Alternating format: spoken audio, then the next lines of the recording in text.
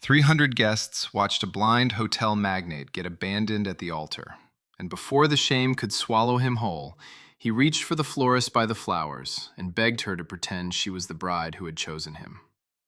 Stay with this one, because before that ruined wedding day was over, Alice catch a scent that did not belong, and that scent would lead straight back to the fire that stole Silas Vale's sight.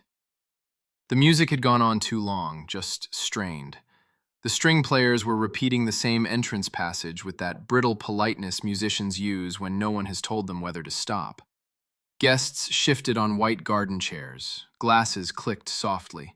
Somewhere near the back, someone laughed once, then swallowed it. At the center of the aisle, beneath an arch of cream roses and climbing jasmine, Silas stood in a tailored dark suit with one hand resting against his cane and the other hanging stiff at his side. 6 months earlier, fire had gutted the first inn he had ever built with his own money, his own hands, his own stubborn faith. It had taken his sight with it. Now, on the day he was meant to marry into one of the oldest hotel families in the region, he was standing in front of everyone he knew, listening to the empty path where his bride should have been. His younger brother Adrian came fast over the gravel, breath uneven, dress shoes scraping stone. He had a folded note in his hand. Not a message on a phone, not an excuse sent through an assistant. A note. The kind of thing that feels colder because someone had to write it slowly. Adrian did not want to read it. Everybody could hear that. But Silas turned his face toward him and said very quietly, "Read it." So Adrian unfolded the paper, and the garden dropped into a silence so complete the fountain beyond the hedges suddenly sounded too loud. Vivian Hale, heiress of a polished old-money hotel dynasty, said she could not do it. She could not spend her life leading a blind man by the hand. She said pity was not marriage. She said leaving now was kinder than saying vows she did not mean. Every word landed in the open air. No mercy, no private room, no shield. By the time Adrian finished, the humiliation was public fact. Silas did not flinch outwardly. That was the terrible part. He kept his chin lifted, refusing to be pitied, while the whispers spread anyway. Poor man, what a disgrace. He'll never recover from this. He heard it all. Blindness had sharpened other things in him, and now every breath, every rustle of silk, every awkward cough seemed to reach him with cruel precision. Then, through perfume and pressed linen and sun-warmed grass, he caught something caner. Fresh-cut stems, damp ribbon, crushed greenery. A florist reads a house by its flowers, and Iris had been trying all morning to save the arch from the heat, trimming browned petals before anyone noticed. She was standing only a few feet away, one hand still around a coil of soft ivory ribbon, frozen where she had stopped to listen. Silas turned toward her with unsettling accuracy, as if scent had given him a map where sight could not. "Miss Bell," he said. His voice was low, rough around the edges now. "Please, come here." Iris moved before she had fully decided to. Her shoes brushed fallen petals on the stone. Up close, she could see the strain in his jaw, the whiteness in his knuckles around the cane, the thin burn scar disappearing beneath his collar. She had met him only twice before, both times as a vendor delivering arrangements to one of his properties. A man like Silas Vale was not supposed to know the florist's name, but he did. And when she stopped in front of him, he lifted his free hand a little, searching, honestly. "I'm going to ask you something impossible," he said. "Just for today. Stand beside me. Let them think the woman who belongs here is the one who stayed." Iris felt the whole garden listening without breathing. The old money relatives, the board members, the donors, the society friends who would dine out on this for months. She should have stepped back. Any sensible woman would have. But then, as she leaned closer to hear him over the pounding in her own chest, another smell threaded through the roses on the arch. It was expensive, dark, floral at first, then smoky underneath, with a resin edge that sat wrong in the summer air. Iris went still. She knew that note. She had smelled it once before on scorched wood and wet ash, the night people stood outside the burned shell of the first inn Silas had ever owned. A scent that did not belong had found its way into this wedding, too. She looked at the guests, then at the man before her, and lowered her mouth close to his ear. "If I say yes," she whispered, "you need to know I've smelled something here that should frighten you." If you want part 2, leave a like and subscribe. Silas did not move right away. The garden around them had gone so quiet that Iris could hear one loose ribbon on the arch fluttering against a rose stem. He stood there with his face turned toward her, jaw locked, waiting for her next words as if they mattered more than the 300 people only a few feet away. "What did you smell?" he asked. Iris kept her voice very low. "A rare perfume. Dark floral, smoke under it, resin at the base. Expensive. Memorable." She swallowed and glanced past his shoulder toward the front rows, where silk sleeves shifted and curious faces leaned in. "I caught it once before. The night your first inn burned. It was on the air near the back entrance after the fire crews had already gone in. I remember because it bothered me. Ash makes sense after a fire. Wet timber makes sense. That scent didn't." Her fingers tightened around the ribbon she was still holding. "And someone here is wearing it now." Silas breathed in through his nose, slow and controlled. He was a man refusing to be pitied. But this was different. Pity humiliated him. Information steadied him. "Do you know who?" he asked. "Not yet." Iris looked toward the cluster of family near the aisle, then toward the men from the board standing beneath pale canvas umbrellas. "The breeze keeps moving it. I need to get closer." For 1 second, she almost said no. A sensible person would have walked away from all of it. The bride was gone. The crowd was cruel. The family was rich enough to make trouble feel easy. But then she looked at the white-knuckled grip on his cane, and at the way every whisper around him was trying to turn him into an object lesson, a tragedy, a story for later. "If I help you," she said carefully, "it cannot be only for spectacle." He gave one short nod. "Then tell me your terms." They moved together toward a small side room just off the garden terrace, a place meant for private signatures and last-minute family arrangements. Adrian came with them and shut the door fast against the noise outside. The room smelled of gardenias, old wood polish, and the faint bitterness of cooling coffee. A standing fan hummed in the corner. Iris set the ribbon down on a narrow table and faced Silas fully for the first time that day. "I stay only until your surgery," she said. "No longer, unless I choose it freely after that. My shop stays mine. I keep working. I don't become your family's ornament, and I don't move my life because your life exploded this morning." Adrian blinked at her, startled by the directness, but Silas listened without interrupting. "And one more thing. You never ask me to fake a feeling I do not have. Not in public, not for photographs, not to comfort you in private. If I offer you my hand, it's my choice." A faint change came over his expression then. Respect.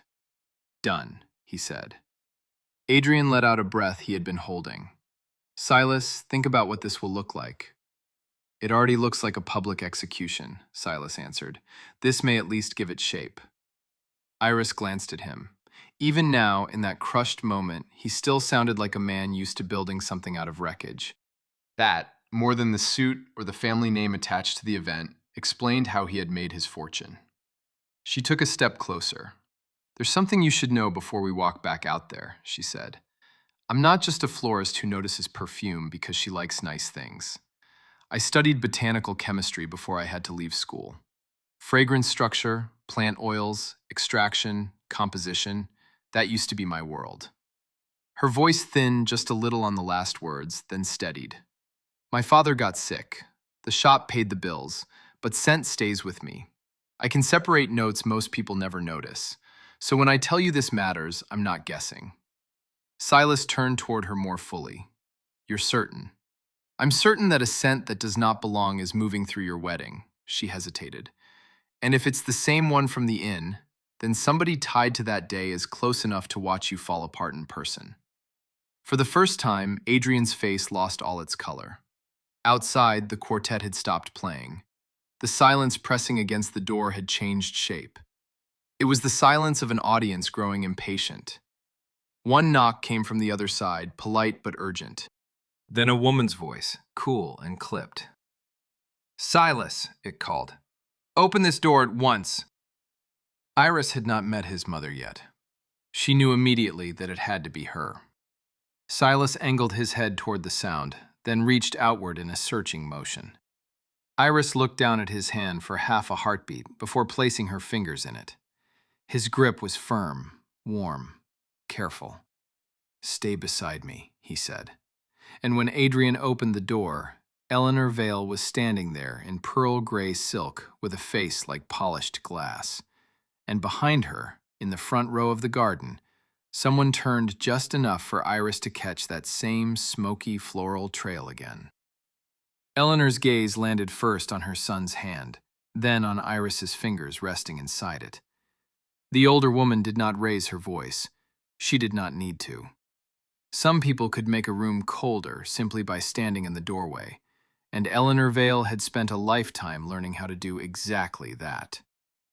"Silas," she said again, every syllable polished. "The guests are waiting." "They've been waiting," he replied. His voice had settled into something steadier now, which surprised Iris. He was still standing in the wreckage of his own wedding, yet the moment someone tried to command him, a different part of him woke up. "And Miss Bell is staying beside me." Eleanor shifted her attention to Iris as if noticing a stain that had appeared on silk. Up close, she was beautiful in the hard, deliberate way some women become beautiful after years of teaching their faces never to reveal pain. "Miss Bell," she said, "I am sure you have been very helpful with the flowers. That will be all." Iris felt Silas's grip tighten once, then release to something gentler, as though he were reminding himself of the promise he had just made her. He would not drag her further than she chose to go. So she answered for herself. "No," she said quietly. Adrian looked from one woman to the other as if he could already hear the gossip multiplying in the garden. Eleanor's brows shifted by the smallest degree. It was the kind of expression people in service learned to read very quickly. It said disbelief first, insult second. "I beg your pardon?" Eleanor asked. "I said no." Iris kept her shoulders square, even though her heart was beating so hard she could feel it in her throat. "Mr. Vale asked something of me. I have not answered it yet in front of everyone. Until I do, I'm not leaving him alone to be discussed like an empty chair." For a second, there was only the fan turning in the corner and the muffled scrape of shoes outside the door. Then Silas exhaled. It was almost soundless, but Iris heard it. Relief. Because she had stood. Eleanor's mouth thinned. "You are overstepping." "That may be true," Silas said, "but she is overstepping at my request." He turned slightly toward Iris. "You said you needed to get closer to whoever is wearing that perfume." "Yes." "Can you do that if we go back out there?" She thought of the front rows, the cluster of board members, the drifting layers of peony, champagne, cigar smoke, starched jackets, garden heat. She could, if she stayed calm, if she was allowed to move. "I can try." "Then take my arm," he said. They stepped back into the garden together, and the silence that met them was so complete it almost rang. 300 people staring at one man who had been publicly cast aside, and at the florist beside him, still in her working dress with a loose thread at the cuff and a smear of green on one thumb from stripped stems. It should have looked ridiculous. Somehow, because Silas held himself so straight, and because Iris walked without apology, it did not. The officiant looked like a man praying for an earthquake. The quartet had lowered their instruments. A photographer near the hedge slowly lifted his camera again. Silas stopped beneath the arch. "Thank you for waiting," he said into that enormous listening hush. There has been a change. A ripple moved through the guests. Somebody in the second row made a choking little sound that might have been a laugh. Charles Hale, Vivian's father, rose from his seat before Silas could say another word. He was silver-haired, broad-shouldered, expensive in a quiet way, the sort of man who had inherited authority early and never once doubted it belonged to him.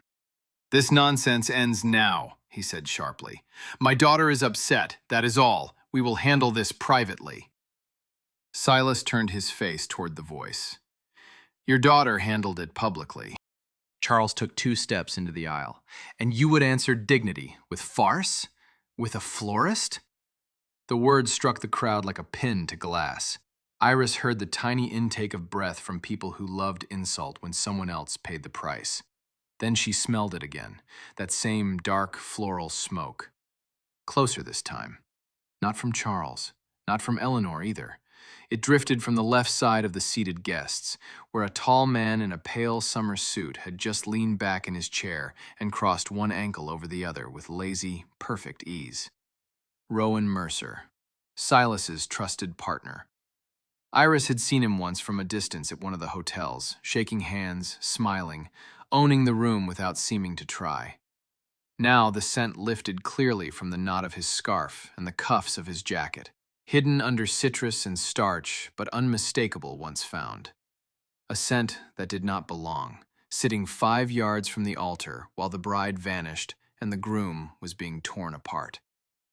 Charles was still speaking, something about decorum and family reputation, but Iris barely heard him.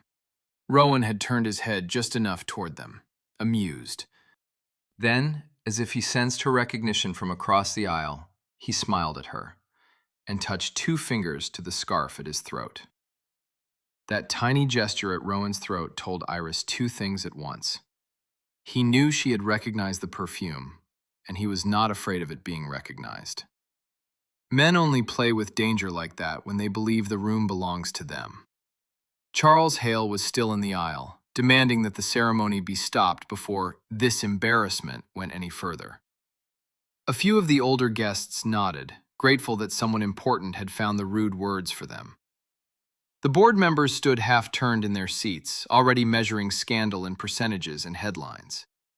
Eleanor remained near the terrace doors, motionless, her face unreadable. Iris felt Silas shift beside her, waiting for sound the way other people waited for light. His fingers brushed the inside of her wrist once, asking without asking. Was she still there? She answered by tightening her hand lightly around his arm. Then she stepped half a pace forward. "My name is Iris Bell," she said, clear enough for the first rows and then the rows behind them. The fountain kept running. Somewhere glass chimed in the heat. "Mr. Vale asked something of me. If there is an answer to be given, I'll give it myself." Her voice did not tremble, though she could feel every eye on the smudge of green still left near her thumb. "No one has to approve my answer for me." A murmur moved through the garden. Surprise. In places like this, service people were expected to vanish smoothly through side doors and come back carrying trays, flowers, and apologies. They were not expected to speak as if their dignity had equal weight. Charles let out a short, disbelieving breath. "You are a vendor," he said. Iris looked straight at him. "Today, yes. And today I am also the woman he asked to stand beside him when your daughter chose to wound him in public." That landed. It landed because it was true, and because everyone there had heard the note read aloud. Charles's jaw hardened. He glanced toward Eleanor, as if looking for support from someone who cared more about family name than fairness, but Eleanor gave him nothing. Silas lifted his chin. "That is enough." He turned toward the crowd, and there was a steadiness in him now that had not been there 10 minutes earlier. Humiliation was still in the air. So was fury. But he had found something to hold on to, and everyone could hear it. "This ceremony, as planned, is over," he said. "The guests who came in good faith will still be hosted with respect. No one will leave here saying this house forgot its manners. As for the rest, I will decide what happens next." It was an extraordinary sentence because he said it as a man who had just been abandoned and yet still sounded in charge of the ground beneath his feet. He was refusing to be pitied, and a few people in the crowd seemed almost ashamed of themselves for the whispers that had passed between them. Almost. Rowan rose at last from his chair. He did it slowly, with perfect timing, letting attention settle on him as if that had always been its rightful place.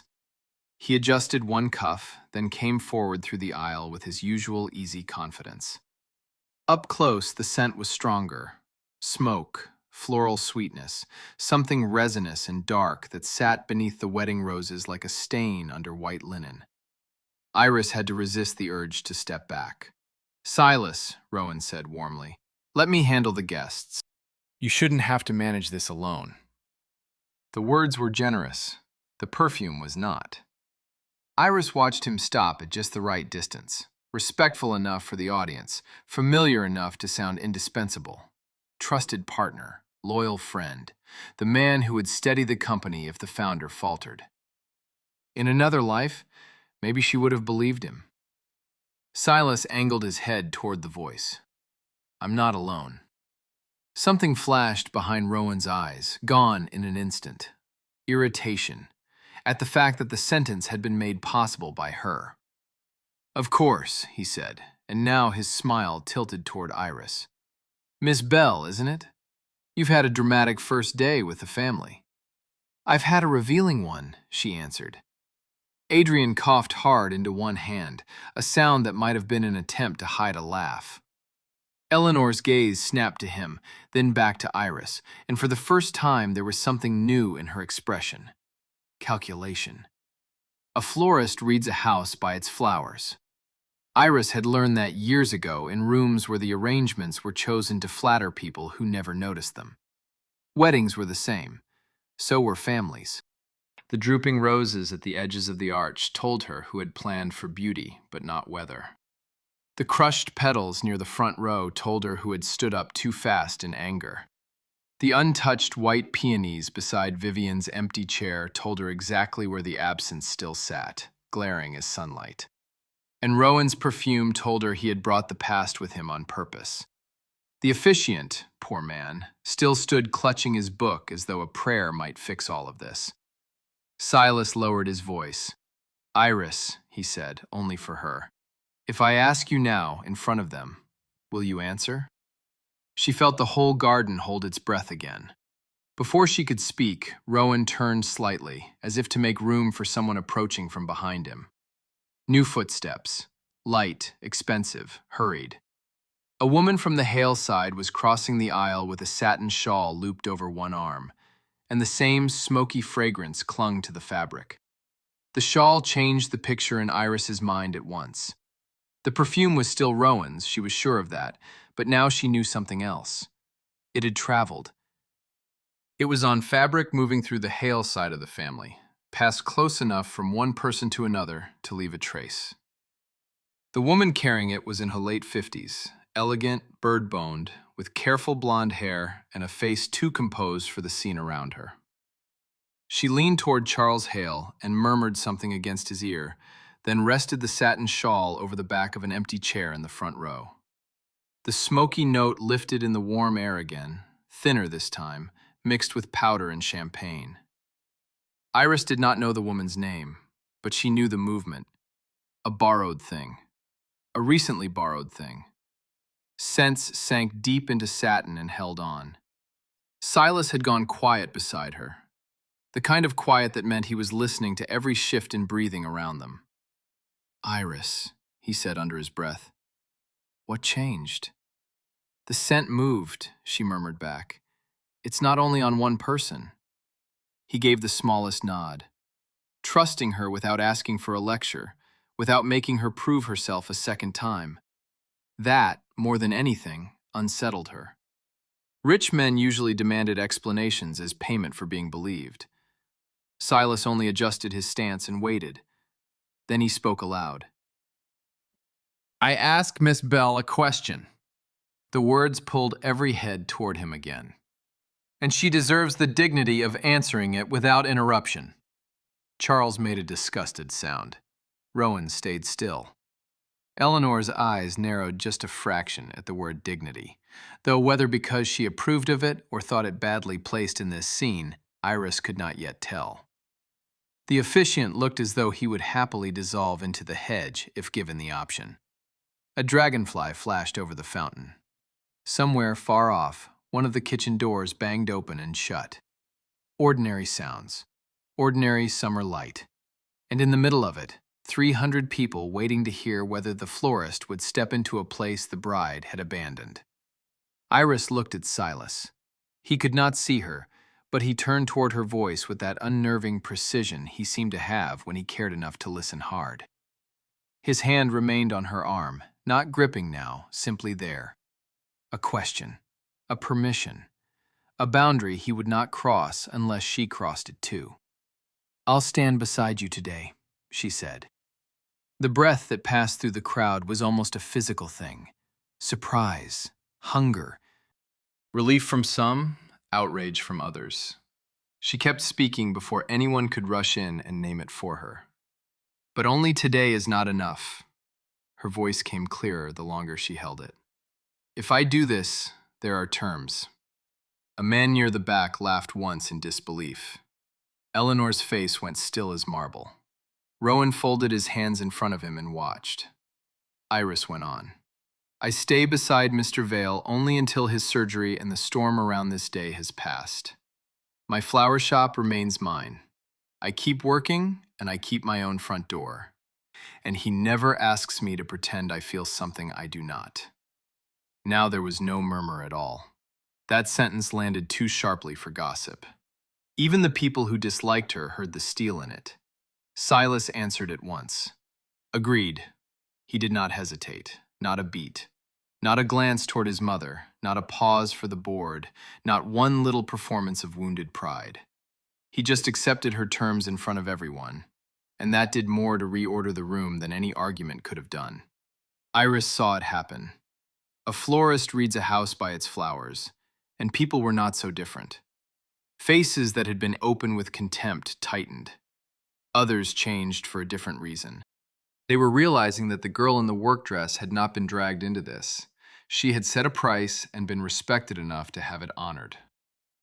Rowan smiled faintly, but the expression had lost some of its ease. Adrian stepped in before Charles could start again. "The ceremony is concluded," he announced, his voice carrying farther than Iris would have expected. "Lunch will still be served in the West Pavilion. Cars can be brought around for anyone who prefers to leave." It was a clever move. Give the crowd instructions, and half of them would follow them before they remembered to be scandalized. Chairs scraped. A few guests rose immediately, eager to get close to the story from a safer angle. Others stayed seated to stare. That was when Eleanor finally descended the aisle. She did not hurry. Her gray silk barely moved around her ankles. When she reached them, she addressed Silas first, because appearances mattered to her even now. "If this continues," she said quietly, "you will come inside with me and discuss it where sensible people belong." Silas turned toward her. "I've spent 6 months being discussed in rooms I wasn't in." Iris felt the word strike deeper than the wedding disaster. Eleanor heard it too. For the first time, a crack of something human crossed her face. Guilt, maybe. It vanished fast. Then Eleanor shifted to Iris. "You've made your point. Do not confuse this moment with entry." Iris held her gaze. "I'm not asking to enter anything. I'm standing where your son asked me to stand." For 1 second, Eleanor looked as if she might answer with real cruelty.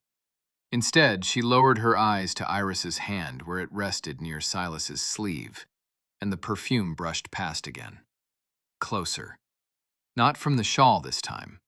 From Rowan, who had stepped behind Silas's shoulder so quietly that only Iris noticed where he'd moved. And from there, in a voice smooth as polished wood, he said, "If Miss Bell is staying, perhaps she should hear what happened at the inn that night." The sentence dropped into the garden like a stone into still water. Rowan had pitched it perfectly, warm enough to sound helpful, sharp enough to seize control. Several heads turned toward him at once. He had given the crowd a fresh direction for its appetite. Now there was the fire, too. Silas's hand shifted on Iris's sleeve. "Rowan?" he said. Yes, Rowan answered, smooth as ever.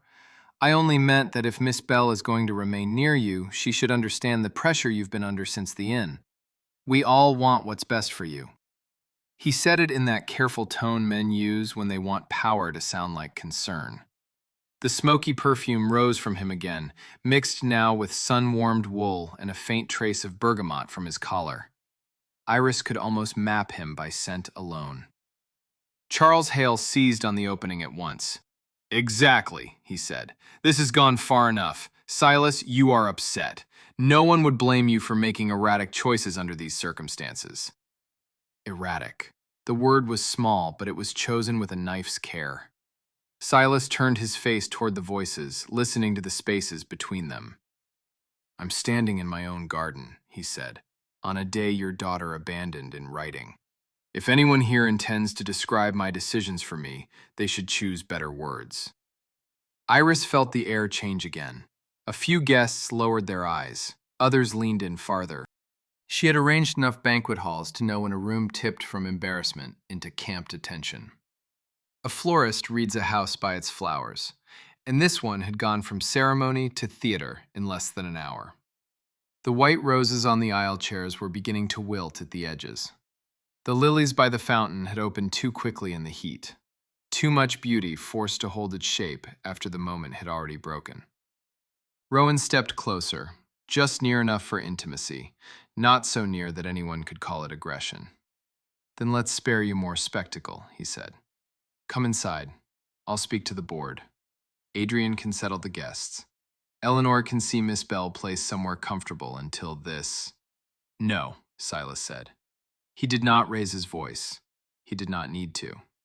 The refusal landed harder because it came without strain. Iris looked at him, and for the first time she understood that blindness had not softened him at all. It had changed the way he entered a room, changed the angle of his head, changed the pause before he moved. But the core of him was still built from stubborn ground. Refusing to be pitied was one thing. Refusing to be managed was something else entirely. You want to talk about the inn? Silas asked. Then talk. Rowan gave a small laugh, almost affectionate. Here? Here. That single word pinned him. For the first time, Rowan hesitated. It lasted no more than a second, but Iris saw it. So did Eleanor. So perhaps did Adrian, because he straightened a little where he stood beside the arch. The guests felt it too, even if they could not name it. A man who had been perfectly at ease a moment earlier was now recalculating. All right, Rowan said. The night of the fire, Silas stayed later than planned to review renovation samples. I was with him part of the evening. We had a disagreement about the pace of repairs. He was exhausted, angry, and overworking himself. When the alarms began, the whole place became chaos. He spread one hand, elegant, regretful. You know the rest. I don't, Iris said before she could stop herself. His eyes slid to her. Excuse me? You said I should understand, she replied. I don't understand yet. If you were with him part of the evening, when did you leave? A rustle went through the garden. People loved questions when someone else had to answer them. Rowan smiled again, but there was less ease in it now. Before the worst of it. That's not a time, Iris said. Charles made an impatient sound. This is absurd. Maybe, Silas said. Answer her anyway. The board members were no longer pretending this was only family business. Iris could see them from the corner of her eye, standing in a loose row near the hedge, summer suits, expensive watches, expressions trained into blank interest. One of them, a thin man with a blue pocket square, had started tapping a thumb against his champagne glass in a dry, metallic rhythm. Nervous. Another had drawn half a step away from Rowan without seeming to realize he had done it. Rowan's perfume drifted once more, and Iris caught another note beneath the smoke this time. Cedar. Faint, old, hidden deep in the fabric of his scarf. Not from the garden, not from today. I left after 8, Rowan said. Silas's brow moved. No, you didn't. That stopped everybody. The string players, who had begun quietly packing their instruments at the far edge of the lawn, went still again. Even the fountain seemed louder for a second. Rowan's face did not crack, but his shoulders changed. Barely. I'm sorry. You left later, Silas said, slower now, as if feeling his way across memory by touch. You argued with me in the Cedar Lounge. You said if I kept clinging to that inn like it was a shrine, I'd drag the whole company backward with it. He turned his head a fraction toward Iris. You asked me once what I could hear after I lost my sight. The answer is, more than people think. I remember voices very well. Rowan did not answer. Then the older woman with the satin shawl spoke from the front row, too quickly, too sharply. Rowan, don't. The older woman's interruption snapped every face toward her. She seemed to realize it a beat too late. One hand flew to the satin shawl at her chair, as if touching it might pull the words back into her mouth. Her posture stayed elegant, but the damage was done. She knew Rowan well enough to fear what he might say next, and now everyone knew that too.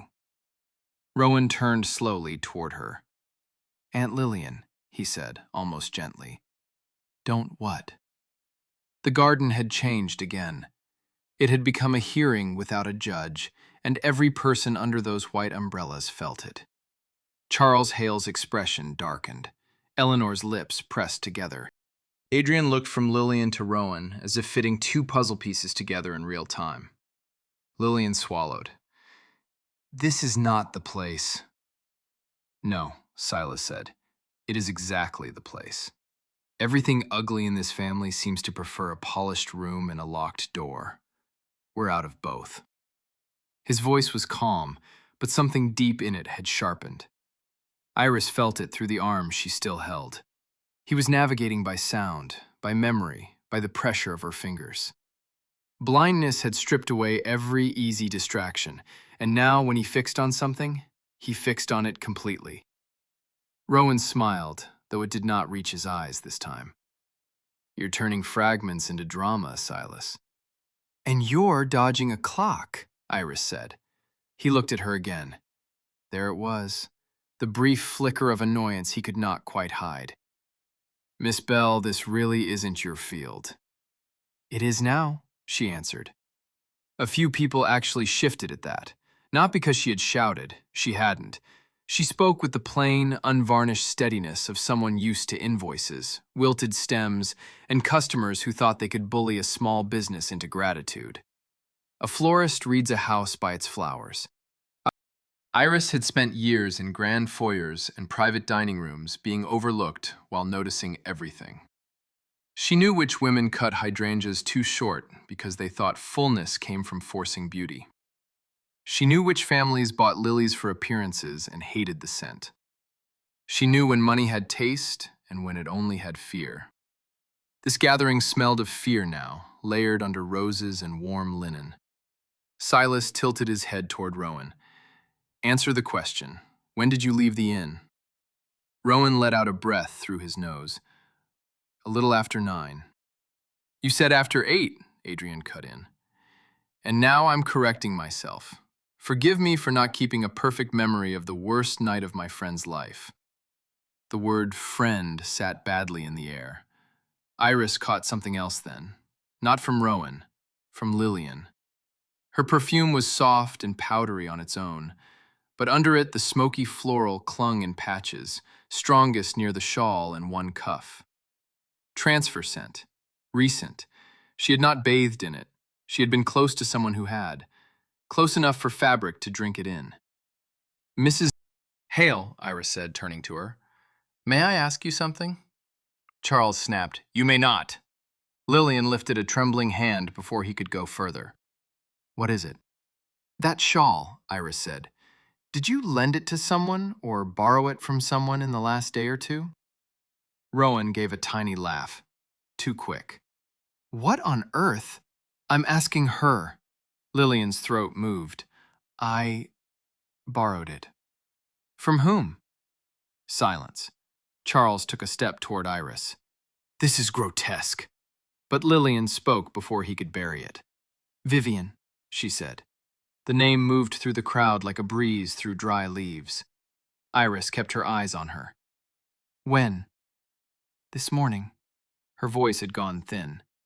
She came to my suite before sunrise. She was crying. She said she needed something less bridal, something she could travel in after. Lillian stopped, realizing too late what she had nearly admitted. After leaving. After planning to leave. She asked for the shawl. I gave it to her. Silas went very still beside Iris. Charles turned to his sister with naked fury. Why did you not say that before? Because you told everyone she was delayed, Lillian said, and now there was hurt under the shame. Because you said we were to keep calm. Because Rowan said the details could be managed if no one panicked. That one sentence cracked something open. Even Eleanor's head turned fully toward Rowan now. He recovered fast. Men like him usually did. Managed, he said smoothly, because that is what adults do in a crisis. We manage what can still be saved. Silas's face hardened. My wedding? My company, Rowan replied before he could stop himself. The correction landed like a slap. No one spoke for several seconds. The quartet at the edge of the lawn had given up pretending to leave. The photographer lowered his camera, suddenly unsure whether he was documenting society or a crime.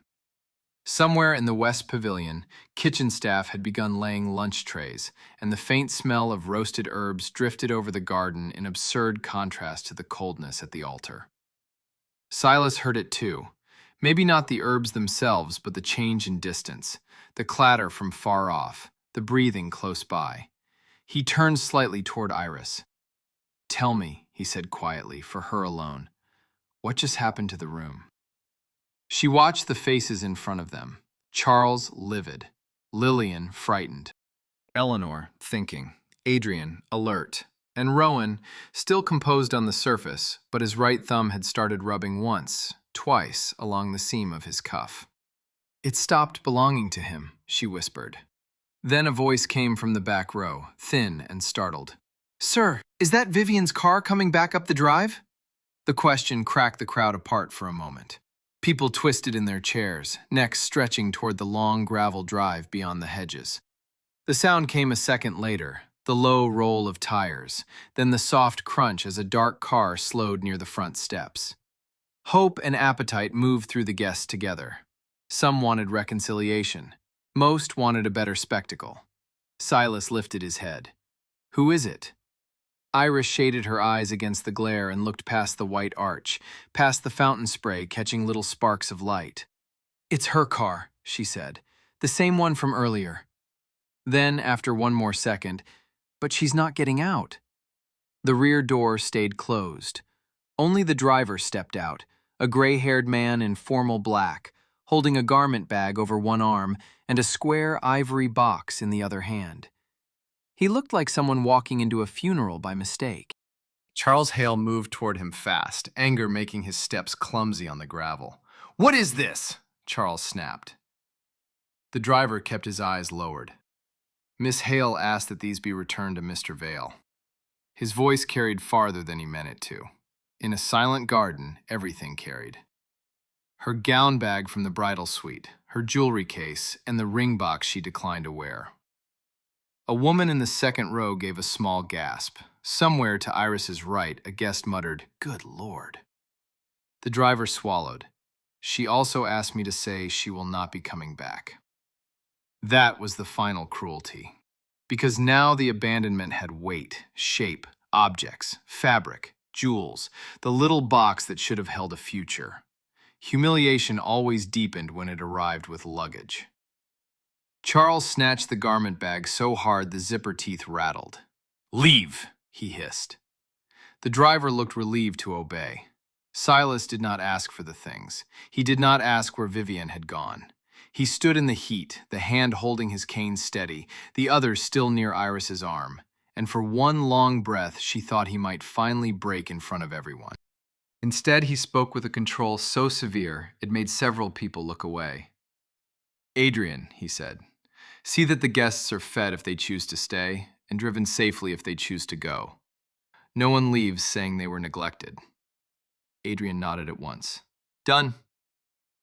Mother, Silas said, turning slightly toward Eleanor, have the bridal suite cleared. Everything not mine can be sent back to the Hales by evening. Eleanor stared at him. Her face had changed in the last 10 minutes.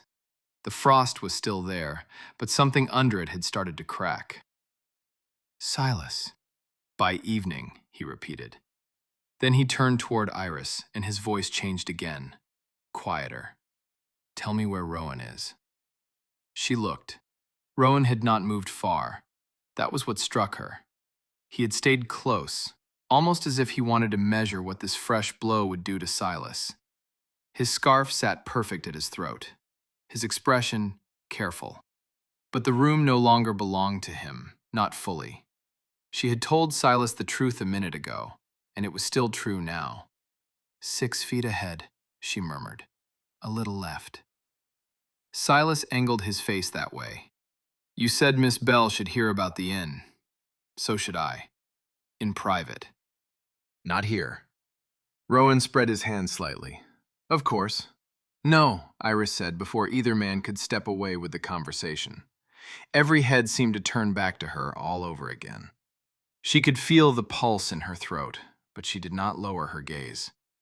A scent that does not belong had already threaded through the wedding, through the mention of the fire, through the shawl Vivian had borrowed at dawn. If Rowan got Silas into a room alone now, he would shape the story before anyone else could test it. Silas went still, listening. Iris chose her next words carefully. If there's going to be a private conversation, he should not walk into it alone today, not with everything that's already happened. Rowan smiled. You think I'm dangerous? I think you're prepared, she said. That hit closer. Eleanor's eyes narrowed, not at Iris this time, but at Rowan. Charles was too occupied with his own disgrace to notice the shift, but Adrian noticed.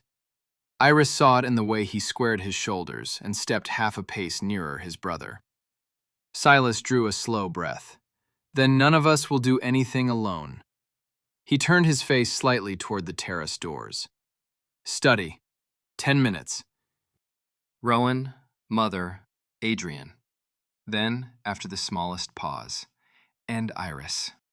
Charles let out a raw sound of disbelief. This is madness. She is a florist. Silas answered without looking at him. Today, she is the only person in this garden who has told me the truth without trying to own the outcome. No one had an answer ready for that. The guests began breaking apart in earnest after that, though not from lack of interest.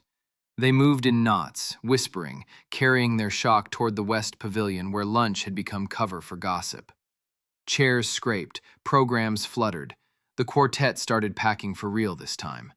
Staff came with trays of water that no one touched. As Silas and Iris turned toward the house, his fingers brushed once against the inside of her wrist, a brief grounding touch, and she understood he was asking a silent question. What do I need to know before I walk in there? She leaned closer as they crossed the terrace. Rowan is rattled, she murmured. Your mother is thinking. Your brother is on your side. And Charles Hale would rather burn the whole story than let it breathe. Silas gave the faintest nod. They passed into the cool dimness of the house, where waxed wood and cut hydrangeas replaced sun and dust. A florist reads a house by its flowers, and this one had changed too. Outside, it had smelled of ceremony collapsing. Inside, it smelled like old money trying to close ranks. At the door of the study, a housemaid in pale gloves intercepted Adrian, pale-faced and breathless. Sir, she whispered, holding out a phone. This was left in Miss Hale's suite. It keeps ringing. The caller ID says, Rowan Mercer. For one strange second, nobody reached for the phone. The housemaid stood in the doorway with both hands around it, as if the thing had turned hot. The screen kept pulsing with Rowan Mercer's name, bright against the dim cool of the corridor. Somewhere deeper in the house, staff moved silverware onto sideboards with the careful quiet of people pretending not to hear disaster unfold. Near the study, the air smelled of beeswax, cut hydrangeas, and old paper. Outside, the garden scandal was still humming like a trapped insect behind the walls. Adrian recovered first. He took the phone from the maid, glanced once at Rowan, then at Silas. It's still ringing. Rowan's voice came smooth, almost bored. Then the simplest explanation is that Vivian left in a hurry. Iris looked at him. The man did not even try to sound surprised. That was what chilled her. A scent that does not belong could be washed off skin, changed with a shirt, masked under citrus. Ease was harder to fake when the ground shifted under a person. Rowan still had too much of it. Silas turned his face toward the sound of Adrian's breathing. Answer it. Charles Hale made a furious movement. Absolutely not. Silas did not so much as angle toward him. Then perhaps you should explain why my former fiancée left her phone behind while your family insisted she was only delayed. The word former hit Charles almost harder than the note had. He stopped speaking. Adrian swiped the screen and lifted the phone, but before he could say a word, a recorded voice spilled into the hallway. Vivian's voice. Calm, clipped, unmistakable. If you're hearing this, I couldn't reach you live. Don't call the house. Don't call my father. Go to the Baycrest room under the old name. I've left the key where we said. If Rowan changes his mind, he'll try to use the fire against both of us. The message cut off there. No one breathed for a beat. Then everyone did at once.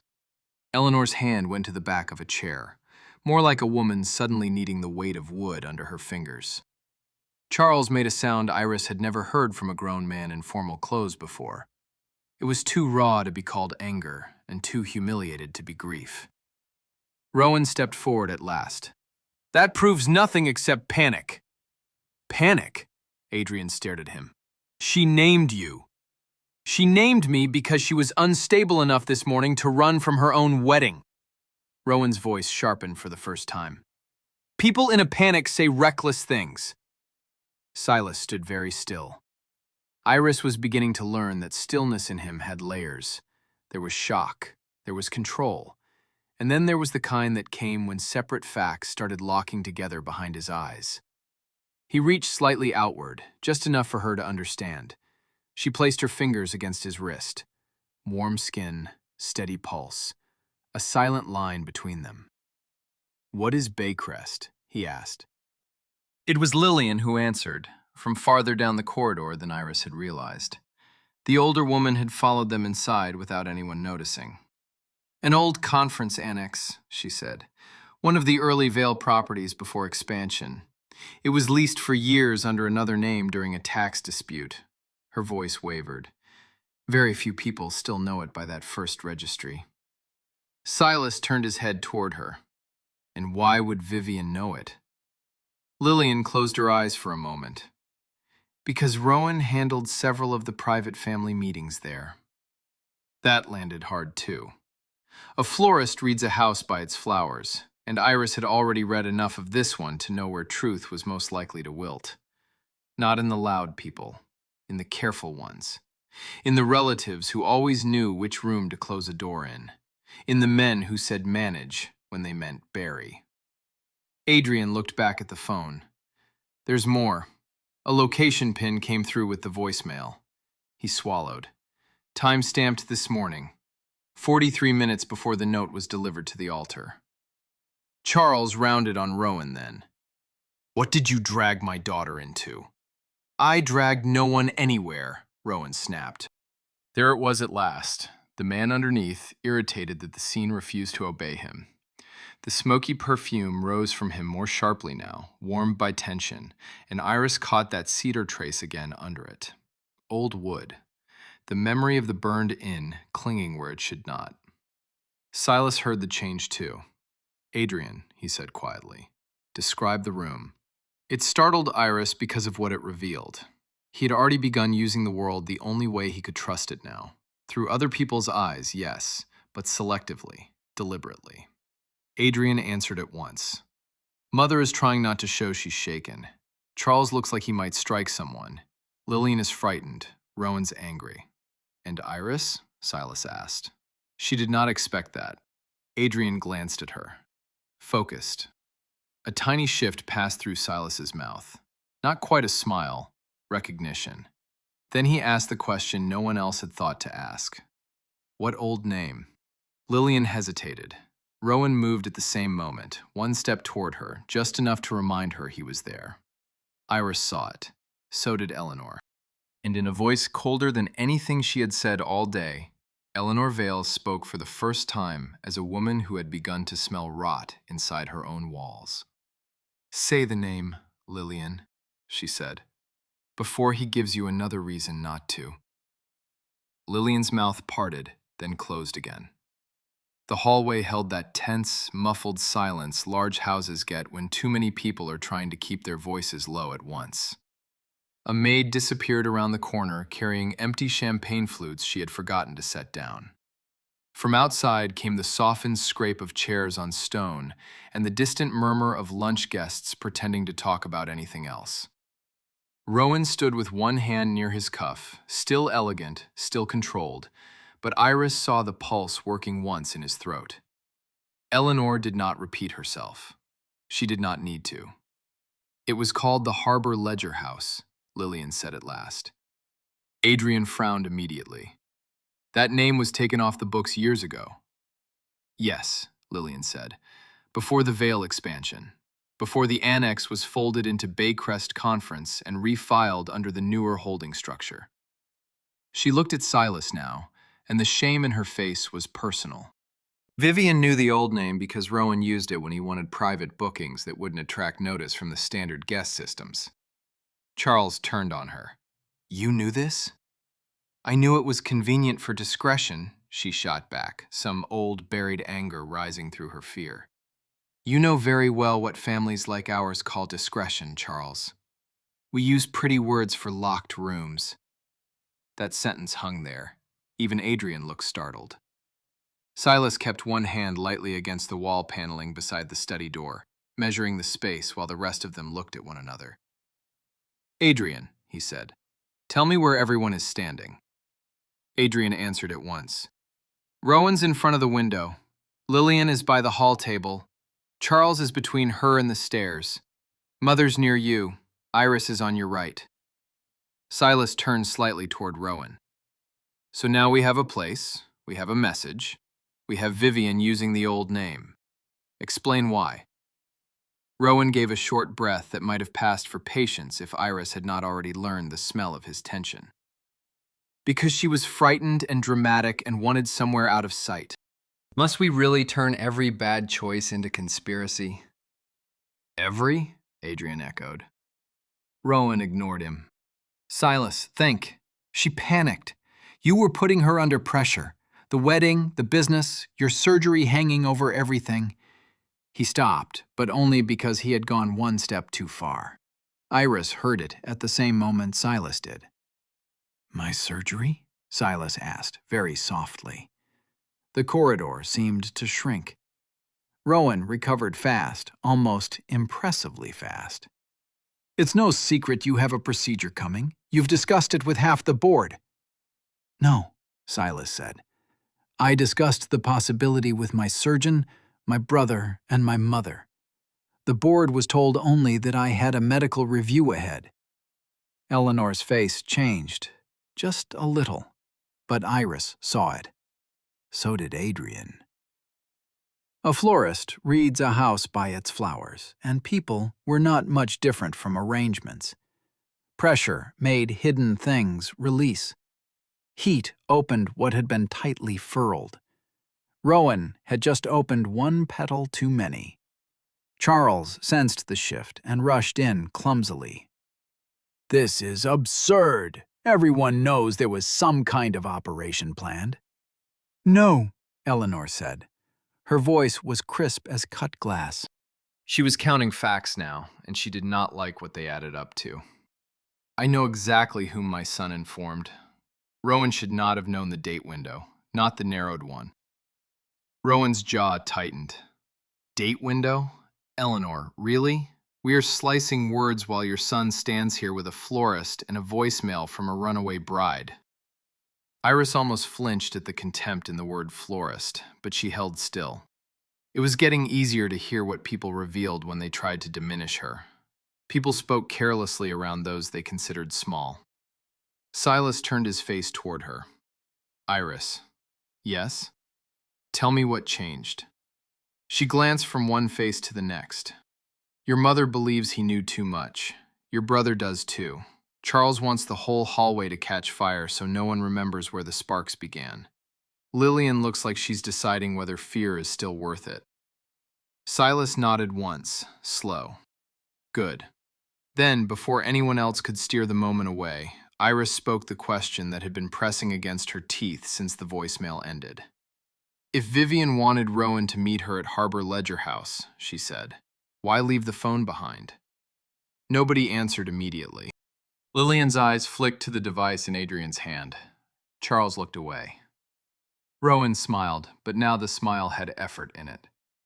She forgot it, he said. No, Iris replied. All of them turned toward her again. She left the gown, the jewelry, the ring box, and the phone. That's too clean for panic. Panic grabs and runs. This was arranged. Iris heard her own voice and was surprised by how steady it sounded. She wanted the house to hear that message once she was gone, either as a warning or as leverage. Silas went still again. Adrian looked down at the screen. There's something else. He tapped once, then twice, reading quickly. The voicemail wasn't the only thing on here. There's a calendar entry from early this morning, hidden under a blank title. His face lost color as he read the line beneath it. Harbor Ledger House, Suite 4. Bring the sample and the original ledger before noon. Silas straightened. The original ledger? Eleanor repeated. Rowan moved then, fast enough that even Charles recoiled a little. Give me that phone. And for the first time all day, Adrian did not look like the younger brother of a powerful man. He looked like someone who had just realized exactly how dangerous this wedding had become. Adrian did not hand the phone over. He stepped back instead, one clean step, enough to put the hall table between himself and Rowan. It was a small movement, but in that narrow corridor, it changed the whole balance. Rowan stopped. The smile stayed on his face a fraction too long, then flattened.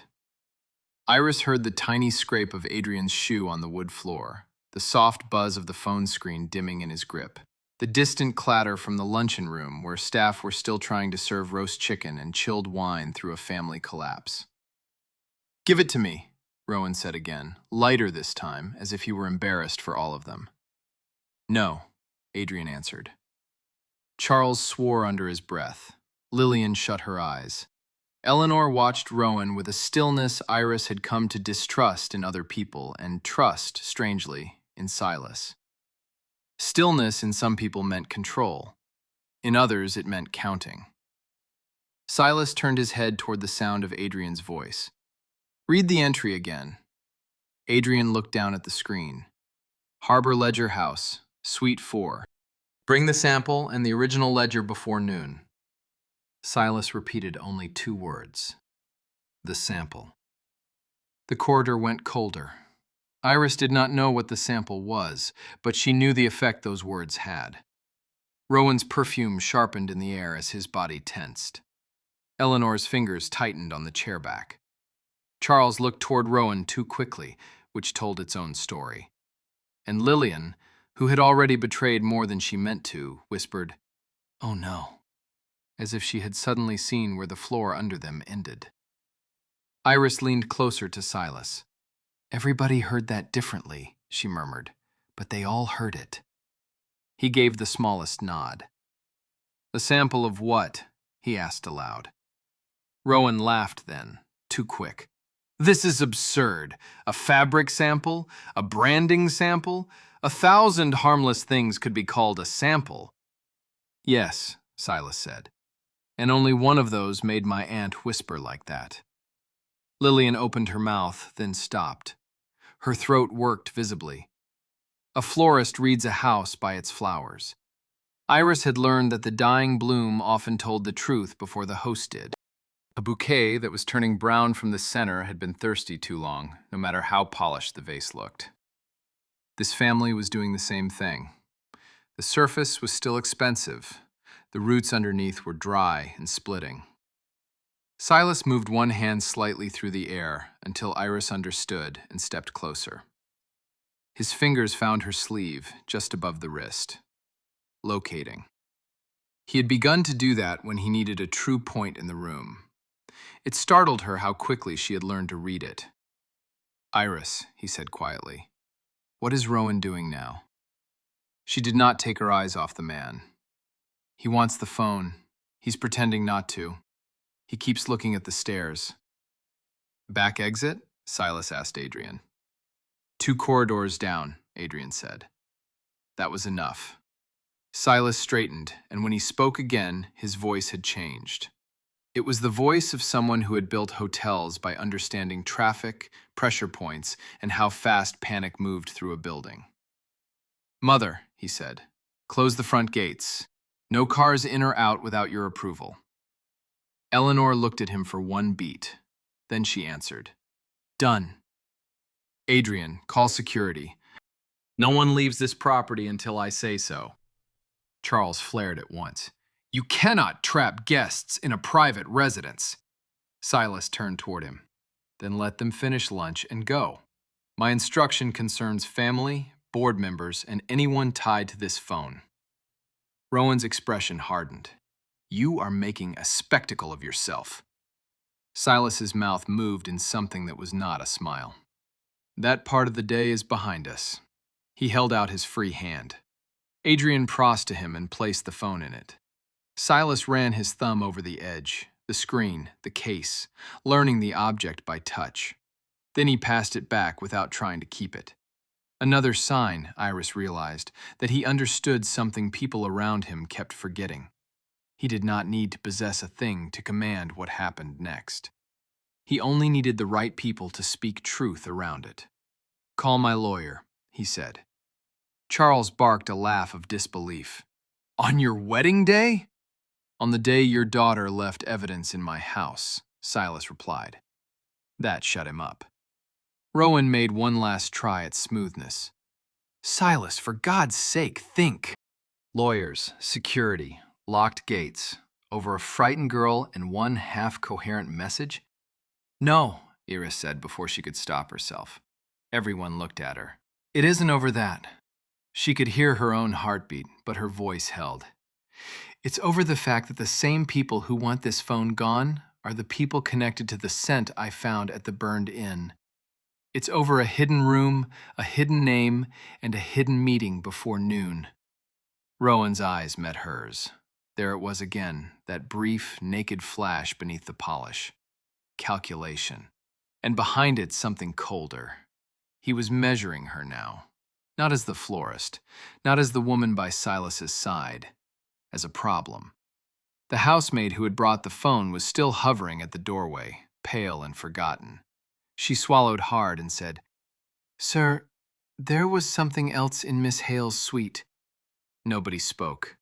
The maid lifted a small white paper packet with shaking fingers. It had no label, only a pressed gold seal from a boutique house in the city. Even before Iris took it, before she slipped one finger under the fold and caught that first dark note rising from inside, she already knew what it would be. Perfume samples. And one of them had been opened. The little white packet seemed to pull all the air out of the hallway. The maid held it the way people hold something they do not understand but already distrust. Rowan moved first this time, only a shift of weight, but Iris caught it. So did Silas somehow. His hand on her sleeve tightened for a breath, then loosened again. He was listening to bodies now, not words. "Bring it here," Eleanor said. The maid obeyed her, but Iris spoke before the packet reached anyone else. "Let me." Charles gave an exhausted laugh. "Of course. Why not let the florist run the entire inquiry?" Iris did not even look at him. By now his contempt had become background noise, like distant silver clattering in a pantry. What mattered was the packet. The paper was thick, expensive, folded with care. The gold seal had been pressed by hand. A boutique order. Custom, or nearly so. She knew the kind. Small houses sent fragrance samples in packets like that when a client wanted to approve variations before committing to a full bottle. She opened it carefully. Inside were 3 narrow sample cards and 1 tiny glass vial nested in tissue. The first card smelled of white flowers and citrus. Beautiful, harmless, forgettable. The second was greener, sharper, built around crushed stems and bitter leaves. The third made her stop breathing for half a second. Smoke, dark petals, resin, cedar hidden in the base. The same scent that had clung to Rowan's scarf. The same one that had floated through the garden. The same one she remembered from the burned inn, where it had no right to be. A scent that does not belong, she said softly before she could stop herself. Silas turned toward her at once. You're sure? Yes. She lifted the third card slightly, though he could not see it. This is it. Rowan let out a tired sound, meant to suggest they were all children making a drama out of perfume. So now fragrance samples are evidence of what, exactly? Vanity? No, Eleanor said. The single word landed cleanly. Iris glanced up. Eleanor had come fully over to Silas's side now, aligned. There was still distance in her, still control, still all the old habits of a woman raised to protect the family name before the family itself. But now something fiercer was at work. The truth had finally become more dangerous to ignore than to face. Not vanity, Eleanor said again. Planning. Lillian closed her eyes. Adrian was already taking photos of the packet, the cards, the vial, the calendar entry on the phone. His hands were steady. Good. They needed one steady pair of hands in the room. Charles looked from one face to another as if he had walked into a language he no longer spoke. Silas asked the next question without wasting a beat. What is the ledger? No one answered. He waited 1 second, then 2. The silence itself became accusation. Iris lowered the sample card back into the packet and thought fast. A florist reads a house by its flowers, and she had learned something over the years. When rich people wanted to hide a thing, they rarely called it what it was. A ledger could be financial records, a reservation book, a shipping log, something old enough to matter and embarrassing enough to bury. Adrian broke first. There was an early paper booking system at Harbor Ledger House before the files were digitized. Guest aliases, room charges, private event notes. If something was done off the main books for discretion, he stopped and looked at Rowan. There may still be a physical record. Or there may not, Rowan said sharply. You're inventing structures to fit fear. Then why do you want the phone? Iris asked. He looked at her with flat patience. Because you are all spiraling. She almost smiled. Almost. Men like Rowan always reach for the same trick when cornered. If he could not erase the facts, he would reduce the people naming them. Emotional, overreacting, provincial, female, service class. Silas, unstable from humiliation. Adrian, too young. Lillian, too frail. Eleanor, too proud. He had an answer ready for every weakness he believed he saw. What he did not know yet was that Iris had spent years around wealthy clients who assumed shopgirls had no memory. She remembered orders because flowers died fast and mistakes were expensive. Her head snapped up. Vivian, she said. Everybody turned. I made a delivery to one of the old properties months ago, she said slowly, sorting through it as she spoke. Not under the current flagship line. It was billed through a private account, and the delivery instructions were odd. No front desk, no public drop. It had to be placed directly in a sitting room that wasn't marked on the main floor plan. Her pulse jumped. I remember because whoever ordered it changed the requested blooms twice and insisted on tuberose and black calla lilies. Expensive, dramatic, impossible to forget. Adrian frowned. Who ordered it? Iris looked at the perfume packet in her hands, then at Rowan, then at the abandoned phone. Vivian did. Even Charles went pale. Silas did not speak for several seconds. When he did, his voice was low and hard enough to make the hallway feel smaller. Adrian, I want every invoice from Iris's shop connected to any private Vale or Hale booking in the last year. Today. You'll have them. And security? Silas asked. A voice answered from the far end of the corridor. Already at the gates, sir. A uniformed head of security was approaching at a brisk walk, earpiece in place, expression formal. He stopped 3 feet away and looked first to Silas, then briefly at Rowan, as if he already knew who this message would disturb. Sir, he said, there's been a call from Harbor Ledger House. No one moved. The guard swallowed once. The front desk says a woman checked into Suite 4 this morning under an alias, and she's asking specifically for Miss Iris Bell. No one spoke for a breath after the guard said her name. Iris felt every gaze in that corridor slide onto her at once. The open sample card was still between her fingers, and the dark, smoky note kept rising from it in tiny waves, as if the packet itself were trying to insist on its place in the story. Behind her, from somewhere farther inside the house, a clock chimed at the quarter hour. Too ordinary, too calm for a day that had tipped this far. Silas turned toward the guard. Exactly what did the front desk say? The man cleared his throat. A woman checked in under the name Mrs. Lane. She called down from Suite 4 after hearing there were inquiries about the old registry name. She said if anyone from the Vale estate contacted the desk, they were to tell Miss Iris Bell that she has something only Miss Bell will recognize, and that if Mr. Mercer arrives first, it will disappear. Rowan moved before anyone else answered. This is bait. Yes, Iris said. He looked at her sharply, perhaps expecting fear or retreat. What he got was certainty. It is bait, she said again. That doesn't mean it's false. Charles made an angry sound. Absolutely not. She is not going anywhere. Silas's face angled a fraction toward him. You lost the right to issue orders in my house when your daughter used it as a staging ground. The words landed and stayed there. Iris kept thinking through the front desk message. Something only Miss Bell will recognize. It was a strange way to phrase it unless Vivian knew exactly what Iris had noticed already.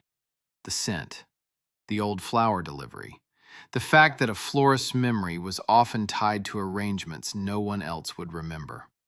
A florist reads a house by its flowers, yes, and she remembered rooms by what had been placed inside them. Then it struck her. The sitting room, she said. Adrian turned. What? The private delivery months ago, the one Vivian ordered. Iris looked from him to Silas. If she asked for me specifically, then it may be because I was in that room before the fire. I arranged the flowers myself.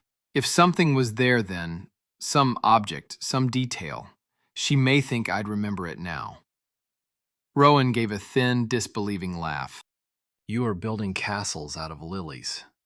Enough, Eleanor said. There was no frost left in her voice now, only command. Whether this is bait or confession, no one walks into it blindly. Silas's hand shifted again, searching just an inch in the air, and Iris stepped close enough for him to find her wrist. The touch was brief, grounding for both of them. His thumb pressed once against her pulse, a question hidden inside a gesture. Do you want to go? She understood it at once. No pressure, no demand dressed up as gratitude. He was holding to the terms she had set in the side room before the garden turned savage. I do, she said quietly. Charles stared at her as if she had lost her mind. You can't be serious. I am, she answered. If Vivian is frightened enough to reach past her own family and ask for me, then she doesn't trust the people she came from. She looked at Rowan when she said it. Or the people she chose. The line hit harder than she expected. Rowan's expression did not crack, but something behind it did. Adrian was already moving. I'll call the Harbor Ledger front desk directly, verify the check-in, keep her on the line if I can. I'm coming, Silas said. No, Rowan said too quickly. Every head turned to him. He recovered, but not fully. You should not leave the estate in this condition. You've had a shock, there are guests still here, and if this is some kind of manipulation, it is designed to pull you out where you're most vulnerable. Silas stood very still, Describe his face, he said to Iris. She did not pretend to misunderstand him. Too fast, she murmured. He answered before anyone asked him to. A quiet, humorless breath left Silas. That was my impression, too. Eleanor stepped closer now, not to Rowan, but to her son. If you go, you do not go as a wounded man chasing a runaway bride. You go with counsel, with security, and with witnesses. Agreed, Silas said. Charles looked ready to object again, but Lillian spoke first. If Vivian is there, she may not stay there long. Her hands twisted together at her waist. That old annex has rear service stairs that connect to the alley loading bay. If she means to tell you something before someone reaches her, she did not finish. She did not need to. Adrian returned from the side table phone with fresh color drained from his face. She's there. The desk verified the alias from the old registry code, and she left a second message. He looked at Silas, then at Iris. She says to bring no police. She says Rowan thinks the only danger in this story is money, but she knows that isn't true. The corridor seemed to narrow another inch. Silas lifted his chin. Then we leave now. Rowan stepped aside at once, almost too gracefully, making room in the hall as if he had accepted the decision. But Iris caught the movement of his hand slipping into his jacket pocket. Not a weapon, nothing like that. A phone. A second phone, slimmer than the one Vivian had left behind. She inhaled sharply. The same smoky perfume rose as he turned slightly away from them, and in the glossy black of the study door she caught his reflection, small but clear enough to read one thing. He was sending a message. Iris saw the movement in the reflection before anyone else understood what it meant. Rowan's head dipped only slightly. His thumb crossed the screen once, then again, hidden by the line of his jacket. A message sent quickly, by habit. The sort of motion a man makes when he thinks everyone important is looking at someone else. He's texting, she said. Silas reacted instantly. Adrian! Adrian did not ask what she meant. He lunged. Rowan pivoted back with surprising speed, shoulder clipping the edge of the hall table hard enough to rattle a crystal dish. The second phone flashed once in his hand. Then security was there. One guard from the corridor, another appearing from the side passage as if called by instinct rather than radios. Shoes scraped. Someone gasped. Lillian pressed herself against the wall. Eleanor did not move an inch. It was over in seconds. Just pressure, speed, and a locked wrist. The phone slid from Rowan's hand and skidded across the polished floorboards toward the base of the study door. Iris got to it first. The screen was still lit. One unfinished message sat open, half-typed and unsent. Suite 4, she's coming with. No name after it, no signature, just enough. Charles swore aloud. Lillian made a sound halfway to a sob. Even Adrian, breathing hard now, went pale as he read over her shoulder. Security had Rowan by both arms, just firmly enough to end the performance. Silas stood in the middle of it, still and upright, one hand resting lightly against the wall molding, as if he were mapping the whole room through vibration and breath. Read it, he said. Iris did. No one spoke after. The quiet had changed yet again. Earlier, it had been wedding quiet, then scandal quiet, then the tight hush of old money discovering that private shame had teeth. This was different. This was the silence that comes when suspicion stops being a mood and starts becoming evidence. Rowan drew one slow breath. A warning, he said. That's all it was. If a frightened woman is calling my name from a hidden suite, warning someone that she's coming isn't exactly criminal. Who are you warning? Adrian asked. No one, Rowan snapped.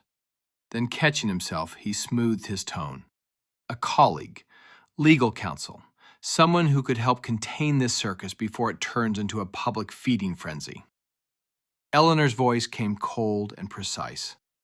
Then you won't mind unlocking the phone. Rowan smiled without warmth. I very much will.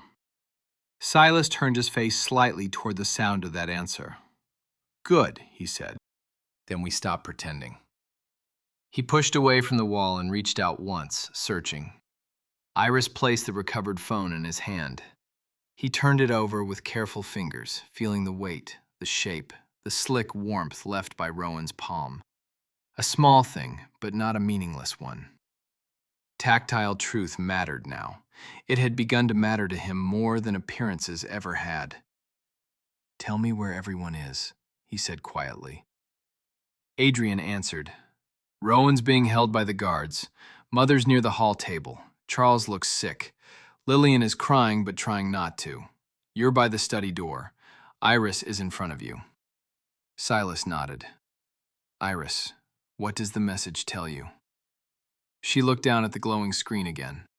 "That he believed the call from Harbor Ledger House was real. He moved too fast to treat it as a bluff, and he wanted whoever is there to know I'm coming before I arrive." A scent that does not belong, she thought again. It was timing, nerves, one wrong word in the corridor. Charles straightened a little, dragging what dignity he could back around himself. "This proves only confusion. You're all building a gallows out of private texts and perfume samples." Silas angled toward him. "No, I'm building a route." That landed harder than any accusation. He turned toward security. "Rowan stays here. No calls, no devices, no visitors. If my lawyer arrives, he goes nowhere until counsel hears everything." Rowan gave a short laugh. "You can't imprison me in your own house because your bride ran away." "My bride is no longer the center of the story," Silas said. For the first time all day, Rowan had no answer ready. Adrian was already moving again, one hand on his own phone now, calling ahead to Harbor Ledger House, arranging a car, alerting legal counsel, pulling threads together as fast as they appeared. Eleanor, in a voice so low only those nearest heard, asked Iris for the packet of perfume samples. Iris handed it over. Eleanor opened it, lifted the smoky card, inhaled once, and flinched before masking it. "You were right," she said. It was the first time she had offered Iris anything close to open acknowledgement. On another day, it might have mattered more. Today, it only made the danger sharper.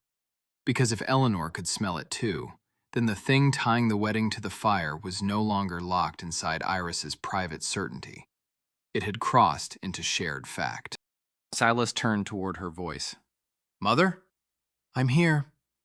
I need the surgery file moved." That startled everyone again. Charles frowned. "What does that have to do with any of this?" Silas did not answer him. He answered the room.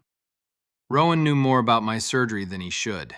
If there are people moving pieces around the date, the location, or the odds of success, then what's happening at Harbor Ledger House isn't only about Vivian." Iris felt a chill move down her arms. He was right. Of course he was right. This had begun with a note at an altar, but it had already widened into something else. The inn, the perfume, the hidden room, the old registry name, the ledger, the surgery, all of it touching the same hands. Adrian came back from the end of the corridor with fresh urgency in his face. "The desk clerk says the woman in Suite 4 called again just now." He looked directly at Iris. "She didn't ask whether you were coming." He swallowed. "She asked whether Rowan had sent anyone ahead." That question changed the urgency of the room. Up to now, they had been reacting to clues, to lies, to a wedding turned inside out. But this was different. Someone at Harbor Ledger House believed Rowan could still reach ahead of them. That meant time mattered more than outrage. Silas did not hesitate. "We leave in 2 minutes." Charles stepped forward at once. "Vivian is my daughter. If anyone goes to her first, it will be me." "No," Eleanor said. He turned on her with raw disbelief. "You don't get to decide that." "I don't," she replied. "He does." Her chin tilted towards Silas. "And if your daughter has spent this morning setting traps inside his name, then you will not be the one to walk in and tidy the story before it reaches him." Charles looked ready to explode. Lillian looked ready to faint. Rowan, held between the guards, had stopped trying to look offended. He was listening now, measuring. Iris could almost feel his mind working from where she stood. The smoky perfume still clung to him, too expensive, too deliberate, too familiar now to separate from anything he touched. A florist reads a house by its flowers, and people under pressure were no different. Charles smelled of panic masked with cologne. Lillian carried powder, fear, and old silk. Eleanor had the dry, cool scent of pressed linen and discipline. Rowan smelled like concealment, dressed as taste. Silas turned slightly toward Iris. "Can you travel?" She understood what he was asking. Not whether she owned shoes fit for a private hotel annex. Not whether she was brave enough. Whether she wanted to keep stepping deeper into something that had already proven sharp. "Yes," she said. He nodded once. "Then stay with me." Adrian was already moving, issuing instructions in a low, rapid voice to security and to someone on the phone, legal counsel most likely. "One car only," he said. "Driver we know, 2 guards in plain clothes. Harbor Ledger front desk stays on the line if the woman calls again. And no one tells the press a word." "No one should tell the board either," Rowan cut in. Silas turned his face toward him. "That is the first useful thing you've said all day." It stung because it was true. If this reached the board before they had facts, the story would become market panic by supper. Share values, leadership whispers, succession gossip. Men like Rowan survived in those storms. Iris slipped the opened perfume packet into a folder Adrian handed her and looked down once more at the sample cards. The third one still bothered her beyond the obvious match. The composition itself was wrong for broad public use. Too dark, too specific, too lingering. Not a perfume chosen for a bride on a summer wedding morning. Chosen for memory, for atmosphere, for a room. Then another memory flickered. "The vial," she said. Adrian stopped. "What about it?" This wasn't just a scent trial for skin. She lifted the tiny glass bottle from the tissue, careful not to spill a drop. "This concentration is too strong for how most clients test on themselves. It's the kind perfumers send when someone wants to smell how a note behaves in fabric, in air, in wood." Her eyes lifted slowly toward Rowan. "In a room." Silas's hand found the edge of the console table beside him, then steadied. "Explain." "I think whoever ordered this wasn't choosing perfume the way ordinary people choose perfume." Iris could hear how fast her own thoughts were moving now. They were testing effect, how the smoke note sat in enclosed spaces, how long the resin held, how cedar carried underneath floral sweetness. She looked at the man being restrained. The scent at the end may not have been an accident of someone wearing too much fragrance. It may have been placed there. Nobody spoke. Adrian was the first to understand the implication. To mask something. Or to make a space smell older, warmer, safer than it was, Iris said. To delay what someone noticed first. Rowan laughed once under his breath, but the sound lacked force. "Now we're conducting forensic theater by hallway chandelier." "Maybe," Silas said, "but you keep hating the parts that connect." That shut him up again. A houseman arrived with Silas's cane and jacket, both retrieved from the bridal room where they had been set aside earlier in the morning. The sight of the dark, formal jacket in a servant's hands did something odd to Iris. It carried the wedding in it still. The ceremony that had split open and never happened. Silas took the jacket by touch, found the sleeve, and shrugged into it with practiced care. No one moved to help him, because by now the people around him had begun to understand that unnecessary pity humiliated him more than difficulty did. Refusing to be pitied had become a structure inside him. Then, unexpectedly, he held one hand out toward Iris. She looked at it, confused for half a beat. "Left lapel," he said quietly. "There's a pin, it catches sometimes." She found it at once, a tiny, hidden fastening half-twisted beneath the fold. Her fingers brushed the fabric, then the warmth of his chest through the shirt beneath before she fixed it. He said thank you so softly, only she heard it. It was nothing, and it was not nothing. At the far end of the corridor, Adrian finished the call and came back fast. "The clerk says the woman in Suite 4 asked one more thing before she hung up." Silas lifted his head. "What?" Adrian's face had gone grave again. She said if Iris remembers the flowers in the room, she'll know where to look before anyone opens the ledger. That final message from the clerk lodged in Iris's chest like a pin. If she remembers the flowers in the room, she'll know where to look before anyone opens the ledger. It was specific in a way panic never is. Vivian was pointing. The trouble was, memory did not arrive for Iris in neat labels. It came in color, stem weight, water level, which blooms had bruised in transport, how a vase had sat in a room. She closed her eyes for half a second, just enough to shut out the corridor, the guards, Rowan's perfume, Charles's ragged breathing. Black calla lilies, tuberose, smoked tea roses, a low ceramic bowl, a side room, private, old upholstery, filtered afternoon light. And one odd thing that had annoyed her at the time because it made the arrangement asymmetrical. "The mantle," she said. Silas turned toward her at once. "What about it?" The room had a mantel shelf, though it wasn't a fireplace in use, decorative only. It was shifted left because something was already sitting in the middle. She opened her eyes. A carved box, dark wood. I remember because I had to angle the flowers around it. Adrian's expression sharpened. A ledger box? Maybe, maybe not. Iris shook her head. I didn't touch it. I was told not to touch anything except the arrangement. But if Vivian said I'd know where to look, then she thinks that same room still matters. Rowan let out a slow breath through his nose. Or she thinks you're easy to direct. Silas ignored him. Can that room still be there? Adrian was already thinking ahead. If Harbor Ledger House kept the old suite layouts, yes. Suite 4 may even be the same space under a different number. Eleanor turned to the guard. Call ahead again. No one enters Suite 4 until they have us physically at the door. Not management, not housekeeping, no favors, no exceptions. The guard nodded and moved off at once. Things began happening fast after that. A second security man brought the car around the side entrance. Adrian gathered the perfume packet, Rowan's seized phone, the forgotten bridal phone, and the slim leather portfolio for counsel. Eleanor ordered 2 trusted staff members to escort the last lingering wedding guest discreetly off the property.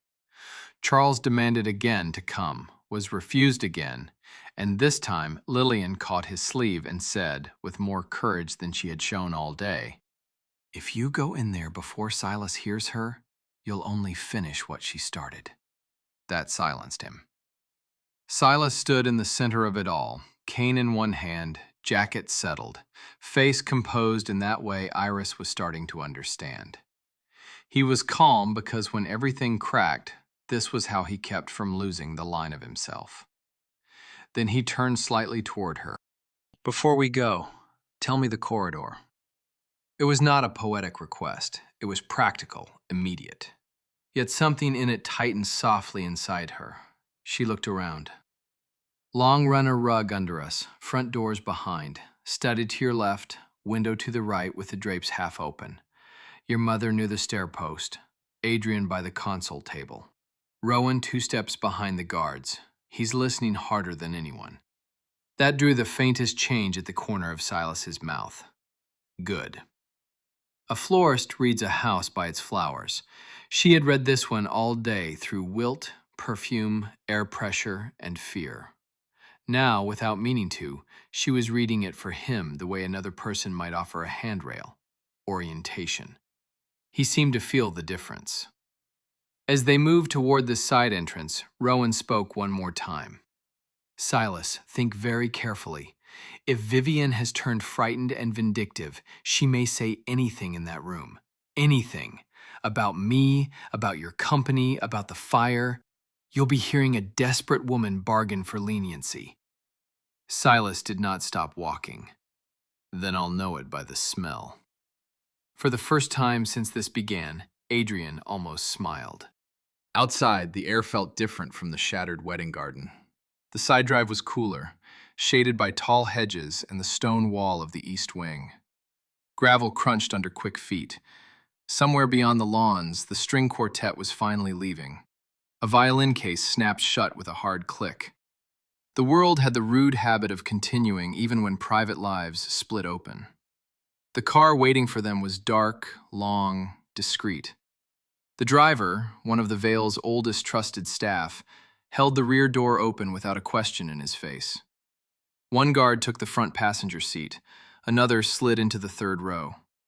Adrian paused beside the open door, phone pressed to one ear, listening.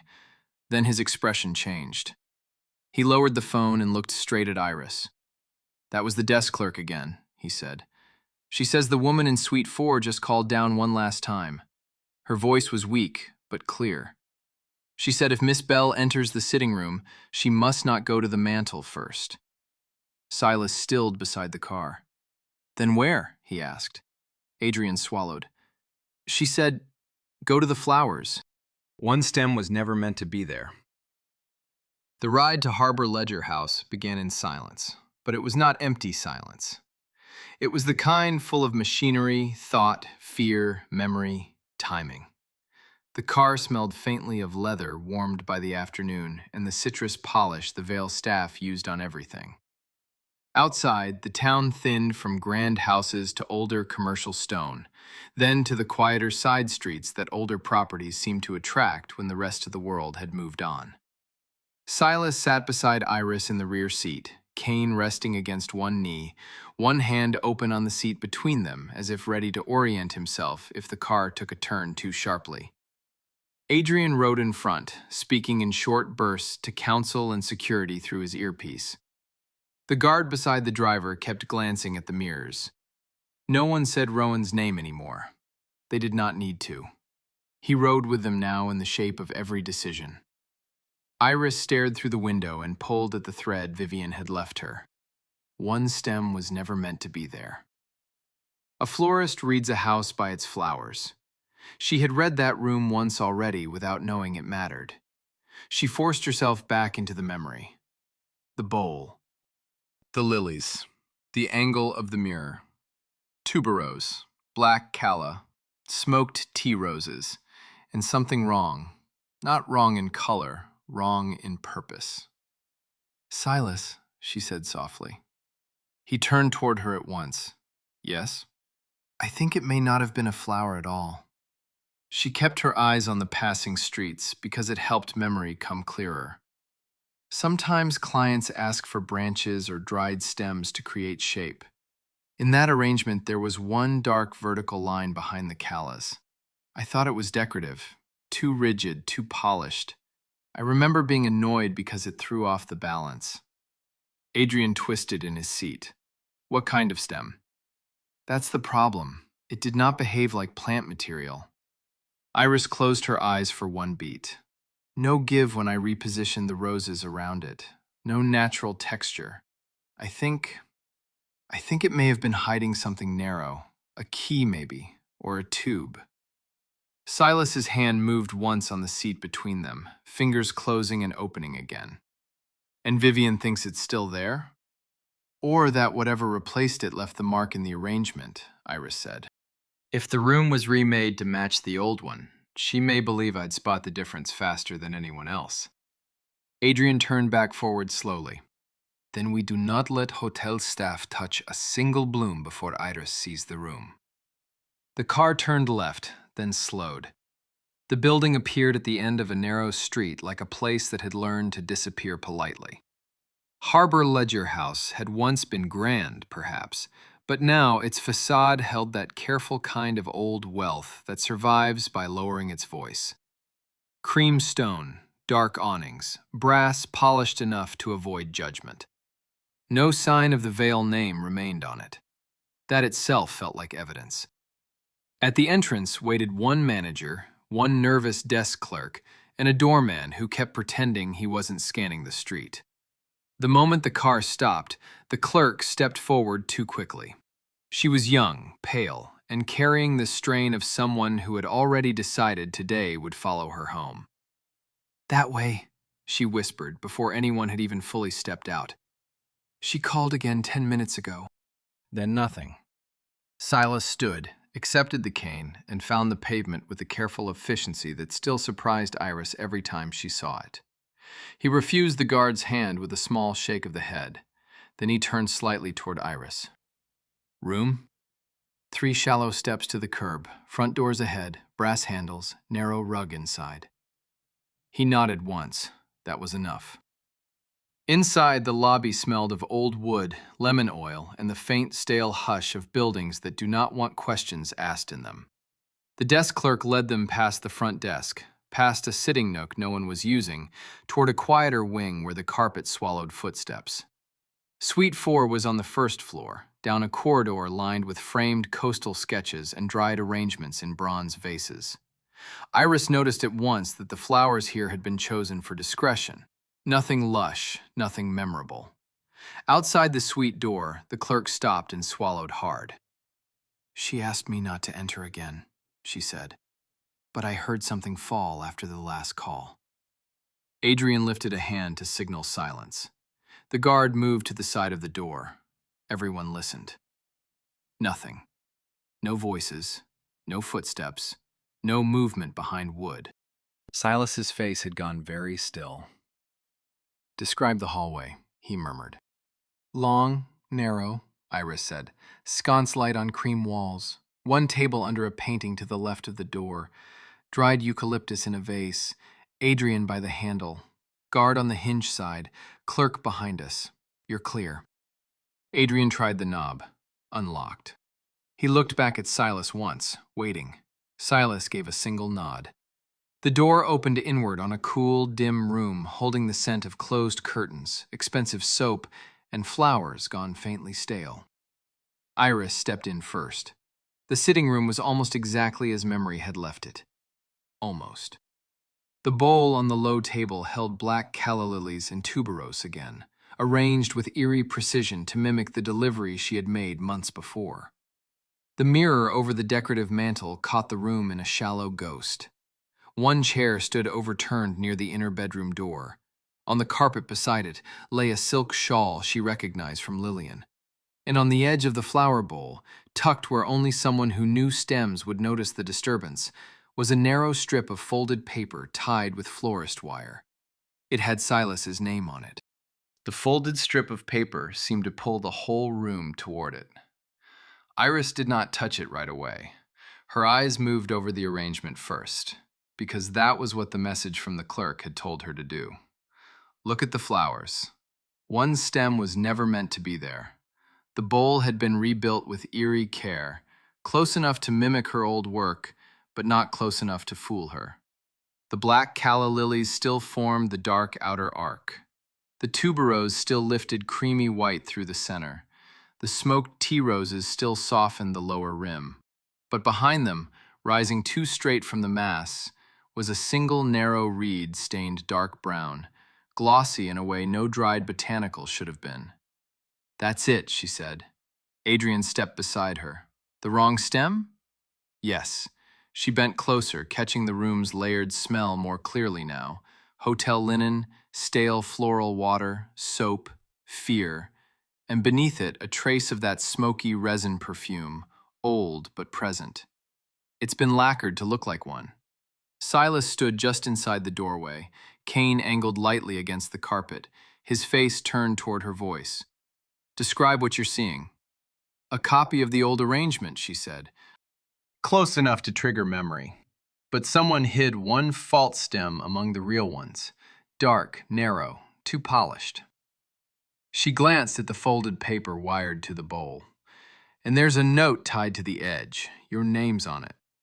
"Read the room first," he said. It was such a hymn sentence that Adrian actually let out half a breath through his nose. Even now, even with a note waiting in the overturned chair and the vanished woman in the bedroom beyond, Silas wanted context before emotion. So Iris gave it to him. Curtains half drawn, small sitting room, gold walls gone a little dull with age. Decorative mantel ahead with a mirror above it. The bowl is on the low table under the window, not the mantel. One chair overturned near the bedroom door. Lillian's shawl on the carpet. No visible blood, no broken glass. Adrian is at my left, guard at the door. The room smells shut up, but not empty.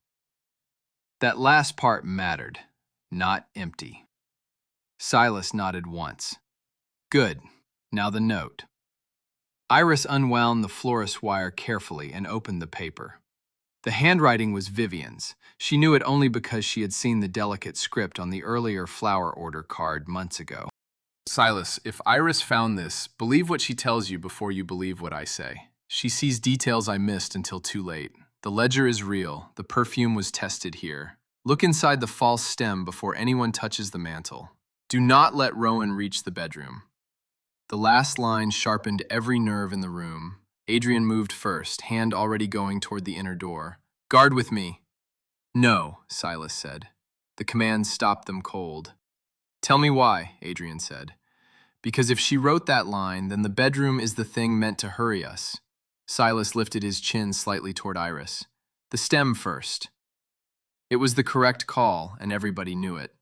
A florist reads a house by its flowers. Iris had spent years being underestimated by people who thought arrangements were decoration and nothing more. Now a room full of people was waiting on her hands because someone else had finally understood what flowers could hide. She gripped the false stem low, tested it gently, then twisted. It came free with a faint click. Not plant fiber. Hollow metal wrapped in a thin resin coat and dusted to resemble dried reed. One end had been sealed with florist wax. Iris peeled it back with her thumbnail, heart knocking hard enough that she could hear it in her ears. Something narrow slid into her palm. A key. An old brass key. Small, heavy, with a stamped number on the bow. Found something? Silas asked. A key, she said. Old brass. Numbered. Adrian leaned in. Number 4. The same number as the suite. They all looked toward the mantel then, even Silas in his blind stillness, as if sight could travel by force of need. The decorative box she remembered from months before was gone. In its place sat a carved wooden clock, old and tasteful, and exactly the sort of object no one would question in a hidden hotel annex. Too exact. Too convenient. Iris turned the key over once in her fingers. This opens something in this room. Before anyone could move, a sound came from behind the bedroom door. Not loud, just a soft thud, then the drag of something against carpet. Adrian's face changed instantly. The guard reached for the handle, and from the other side of the door, weak but unmistakable, Vivian's voice said one hoarse sentence that froze everyone where they stood. Don't open it until you lock the outer hall. He isn't alone. Adrian moved before the echo of Vivian's warning had even died. He stepped back into the hall, signaled the guard, and the outer corridor locked down in seconds. One man at the main door, one at the service stair. The desk clerk sent quietly away. Just the swift tightening of a net around an old hotel floor that had already held too many secrets for one day. Inside the suite, the air seemed to change with the click of the outer lock. Silas turned his head slightly, listening to the difference. Describe the room again. Iris did, more quickly this time. Same as before, no one else visible. Bedroom door closed. False stem in my hand is open. Key in Adrian's pocket now. Note read. Guard has secured the hall. Good, Silas said. Then, toward the bedroom. Vivian, it's Silas. We've locked the corridor. If someone is with you, speak now. A pause. Soft breathing. Fabric shifting. Then her voice came again, strained but sharper than before. He's not in here. He was. He thought I fainted. A swallow. He went to wait for whoever Rowan warned. Adrian and Iris exchanged a look. Bedroom, Silas said quietly.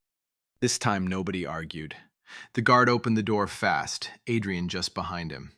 The room beyond smelled of hotel soap, stale panic, and one other thing.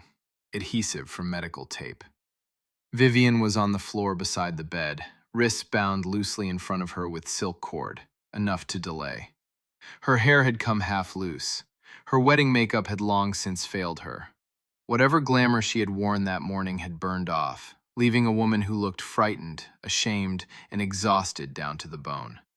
Iris knelt first and loosened the cord. Can you stand? Vivian gave a short, humorless breath. Barely. Silas did not cross the threshold. He stayed where he was in the sitting room, cane steady against the carpet, as if he had drawn a line inside himself and meant to keep it. That, more than anger, hit Iris hardest. He was holding the room until truth came to him on its own feet. Vivian took water from Adrian with shaking hands. Then she looked past him, toward the doorway, toward Silas. Her eyes landed on Iris first. "You found it," she whispered. "The stem," Iris said. Vivian nodded. "He laughed when I said no one would notice the flowers." He said florists are paid to be invisible. Silas's face altered by a fraction, just enough to show he had heard every word. A florist reads a house by its flowers.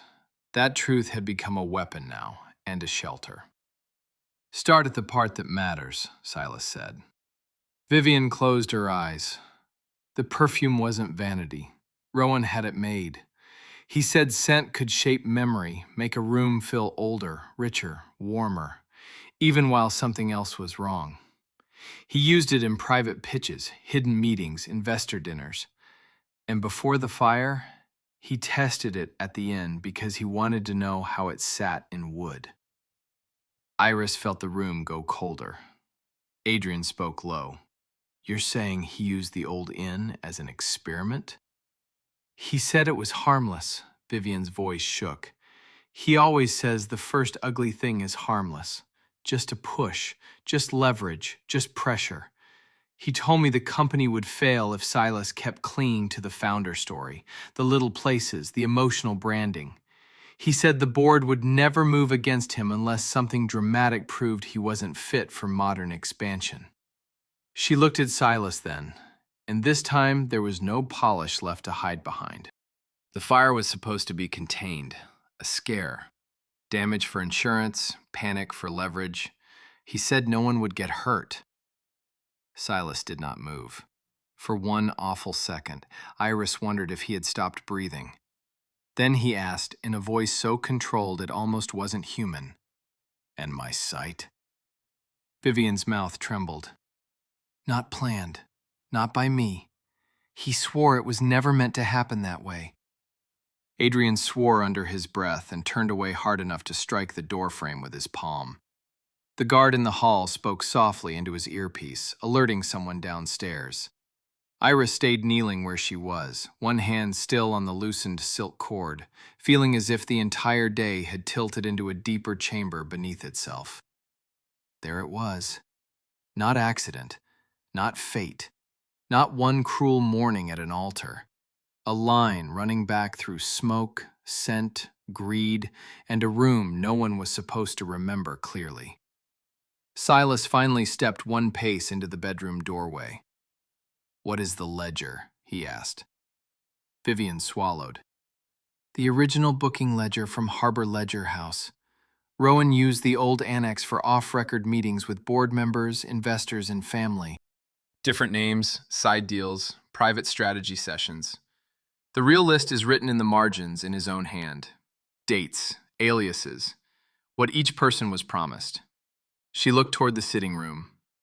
"It links the fire night to the first meeting where he pitched taking the company away from you after the wedding."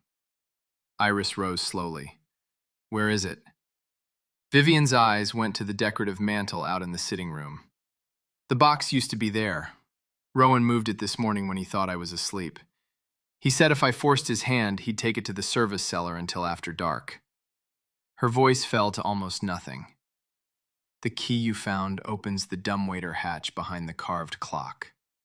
The ledger is hidden in the wall shaft."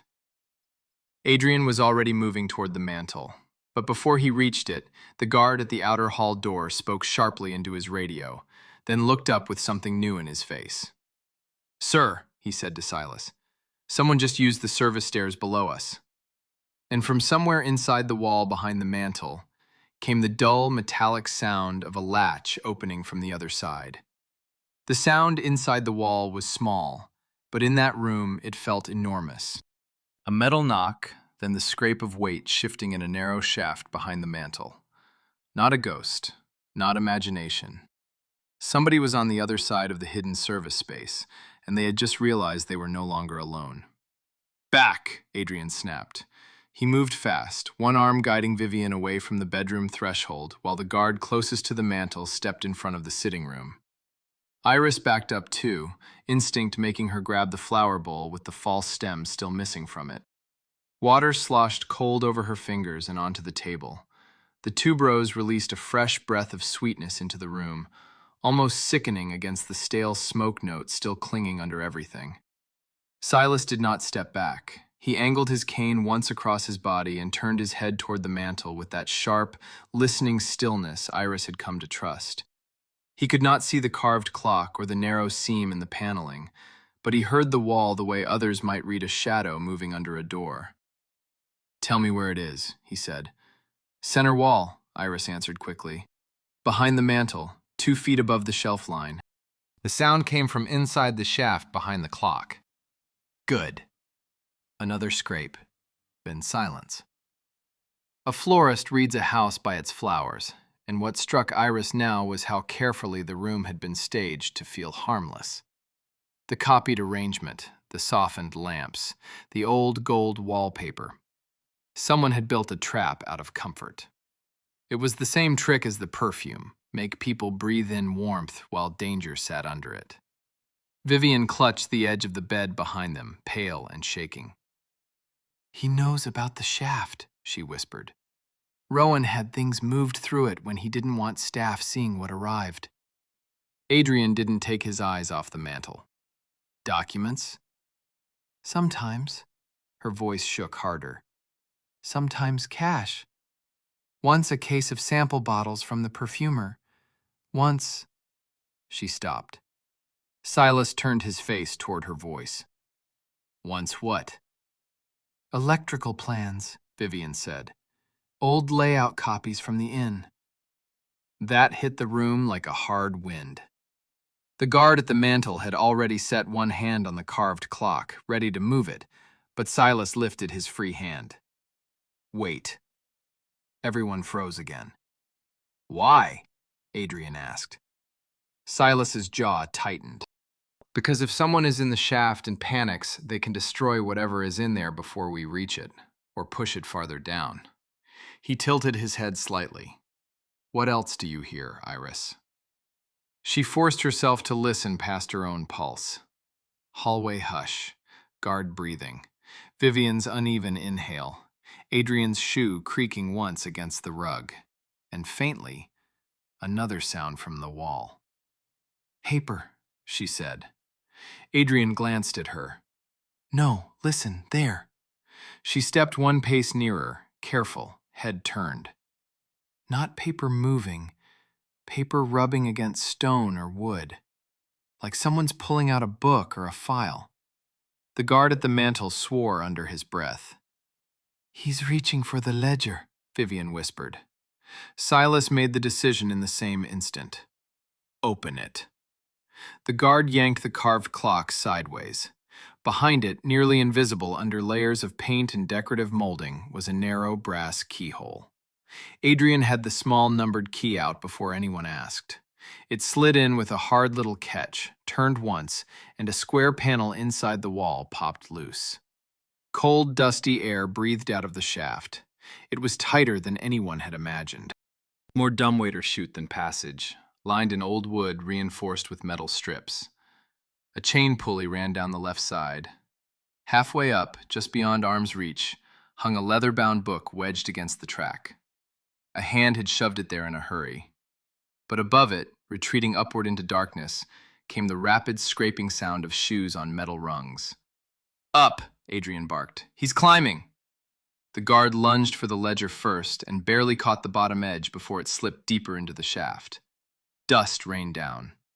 The smell that burst from inside was dry wood, old paper, and the same resin-heavy perfume, stronger now, trapped in the closed space like a secret that had been waiting too long. Silas heard Adrian move, heard the guard curse, heard the chain knock once against the wall. "Describe it." "Small shaft," Adrian said fast. "Ladder rungs inside. Ledger caught halfway. Someone above us going up to the service level." Can you reach the book? Yes. Then take it before the man takes it. The guard braced himself and pulled. The leather ledger came free in a shower of plaster grit, heavier than it looked. Adrian grabbed it with both hands and stepped back, coughing once as dust rose in a pale cloud. At that exact moment, from somewhere above the suite ceiling, a door slammed.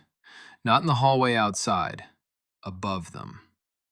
"There's an upper service access," Vivian said, voice thin with dread. "It opens into the old records pantry on the mezzanine." Adrian shoved the ledger at the second guard. "Take this to the car, now. No one touches it except counsel." The man ran, but as he hit the hall, another guard shouted from farther down the corridor, sharp with alarm. "Stop! He's got a case!" Iris's head snapped toward the open suite door. Footsteps pounded overhead, then down the back service stairs beyond the locked hall. A case. Not a box, not loose papers. A case big enough to carry bottles, or files, or both. Silas's face hardened into something she had never heard before and hoped never to hear again.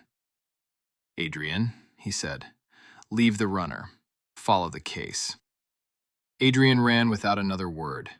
His footsteps tore down the outer corridor, then vanished into the service stairwell where the sound changed. Metal edges, hollow echoes, one shouted command from a guard below. Inside Suite 4, everything else seemed to hold still for a beat after he left, as if the room itself were listening to whether the chase would rise or fall. Silas did not move toward the door. That was the remarkable thing about him. Most men, hearing the word run, would have lunged after the sound whether they could help or not. Silas stayed where he was, cane in hand, face angled toward the hallway, forcing the chaos to come back to him in useful pieces. Refusing to be pitied had taught him one lesson better than any therapist ever could. Movement was not the same as control. "Guard," he said, voice level. "Call out what you hear from the hall. Nothing else." "Yes, sir." The man obeyed at once. "Stairwell door open. Voices below. One person descending fast. Second guard closing from the lower landing." Good, Iris thought. Give him facts, not panic. Vivienne had sunk onto the edge of the bed, one hand pressed to her ribs as if holding herself together by force. The silk cord lay in a pale loop on the carpet beside her shoe. She looked smaller now than she had at the altar, stripped of distance and spectacle. Still beautiful, yes. Still guilty, undeniably. But human enough at last to look frightened. Silas turned his head toward her. "What's in the case?" Her throat moved. "Not just one thing." That's not an answer. "It's the working archive," she said, and this time the words came out fast, as if she had held them back too long and now could not stop them. "Perfume invoices under shell accounts, draft contracts, copies of old electrical plans from the inn, margin notes from board dinners. Rowan never kept everything in one place, but he kept enough there to pressure people if they wavered." Iris felt cold prickle over her arms despite the closed room. "Pressure them into what?" Silas asked. Vivian looked straight at him for the first time since he had entered. "Into voting for a transition after your surgery." The guard in the hall called out, "Service stair, first floor. They're at the side exit now." Silas's jaw tightened. "Transition to whom?" "To Rowan first," she said. "Publicly as interim operations chair. Privately through me after the marriage. He said if your site came back only partially, the board could be persuaded the company needed a steadier face for expansion." There it was again. The surgery. Not just knowledge of it, strategy built around it. A florist reads a house by its flowers, and Iris was learning to read conspiracies by what they circled again and again. Fire, scent, wedding, surgery. One design with different petals opening over time. "Was the board already bought?" she asked. Vivian shut her eyes. "Some of them, not all. Enough to start a vote if your reputation broke in public first." Her gaze flicked to the ruined floral copy on the table. That's why the wedding mattered. Silas did not flinch. His fingers shifted once on the cane handle, a small grinding motion that told Iris more than any outburst could have. From the hall came a muffled crash, then Adrian's voice, distant and sharp. A second later, the guard at their door related. Case down, runner still moving, Adrian in pursuit. Silas breathed in slowly. Good. Iris looked at him. You knew they'd separate. I knew a man carrying evidence runs slower than a man carrying guilt, he said. The sentence was so exact it almost startled her. Even now, even blind, even betrayed, his mind was building maps. Human ones. Vivian let out a shaking breath. There's more. Silas turned toward her voice. Then say it before the case gets back. She swallowed. The fire report wasn't the only thing Rowan manipulated. He had someone in the clinic call him after every consultation about your eyes. Not full files, just outcomes, terms, odds, whether you were improving. Iris's head snapped up. Who? I don't know the name, Vivian said. Only that he called the person Dre. Maybe not a real name. He would leave the room when they spoke. She wiped at her face angrily, smearing what was left of her makeup. He said if your surgery restored enough vision too soon, the timing of everything had to change. The guard at the door spoke again, this time with excitement breaking through professionalism. They've got the case, sir. Runner tried the alley gate. Adrian has him cornered. Silas didn't smile. He only turned slightly toward the sound, listening for what came after triumph. Footsteps. More than one set. Heavy. Coming back fast.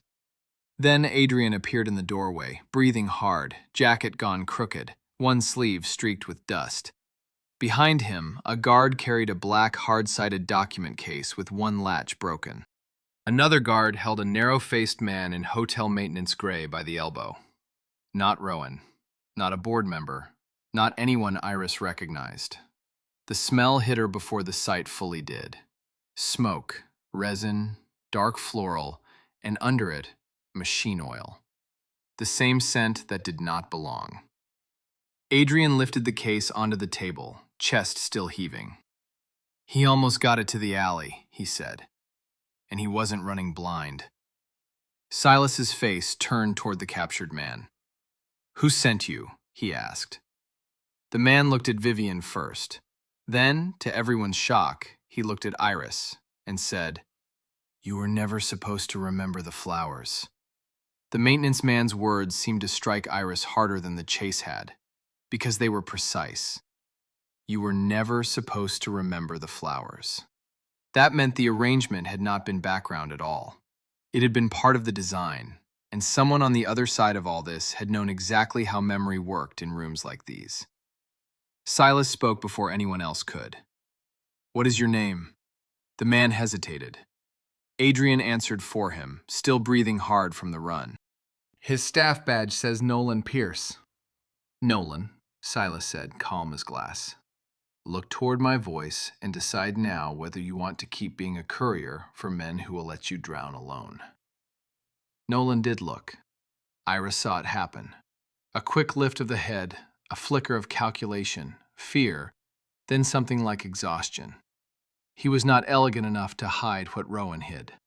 His uniform smelled of pressed cotton, machine oil, old dust from service passages, and that same resin-heavy perfume smeared into the fibers like a brand he never wanted but kept carrying.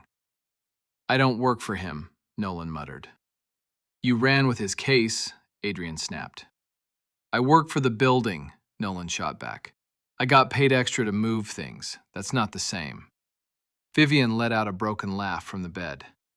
That's exactly what he tells everyone. Nolan flinched. A florist reads a house by its flowers. Iris was reading him now the same way. A man who had spent too long doing errands in side corridors until he forgot when errands became crimes. Silas took one slow breath. Open the case. Nolan's head jerked up. I don't have the code. Adrian placed the black case on the low table beside the disturbed arrangement. One latch was already broken from the chase, the other held. He looked at Nolan. Try. Nolan swallowed. I said I don't know it. Vivian spoke softly, staring at the case like it had once been a living thing. Use the old registry digits. Everyone looked at her. She closed her eyes. Rowan thinks sentiment makes people weak, but he uses old names, old numbers, old rooms because he trusts what no one else remembers. Adrian entered the numbers. The latch clicked open. Inside were layered folders, 2 velvet sample trays holding tiny labeled vials, a rolled set of electrical diagrams tied with black cord, and beneath them all, a narrow metal cash box no bigger than a ledger book. Iris smelled the perfume even before the folders were lifted. Stronger here, not just from open vials, from absorbent material underneath. Don't touch the bottom lining bare-handed, she said sharply. Adrian paused. Why? The resin note is strongest there. She leaned closer, careful. Something spilled into the felt, or was stored there wet. Silas turned his face toward her. Can you identify it? Maybe. Her pulse quickened. If it's what I think it is. Adrian used a pen from his pocket to lift one edge of the inner felt panel. It came up far too easily. Beneath it, tucked flat and hidden from a casual search, lay 3 more things. A keycard sleeve from the Old Inn Cedar Lounge, a folded envelope of receipts, and a clear, evidence-style pouch containing a small glass atomizer cap stained amber at the rim. No one breathed for a second. Vivian covered her mouth with one hand. Iris stared at the cap. That's from the custom vial line, she whispered. Not retail, laboratory fill. Silas's hand tightened once on the cane. Meaning? Meaning the perfume at the inn did not get there because someone wore too much cologne. Iris kept her voice steady by force.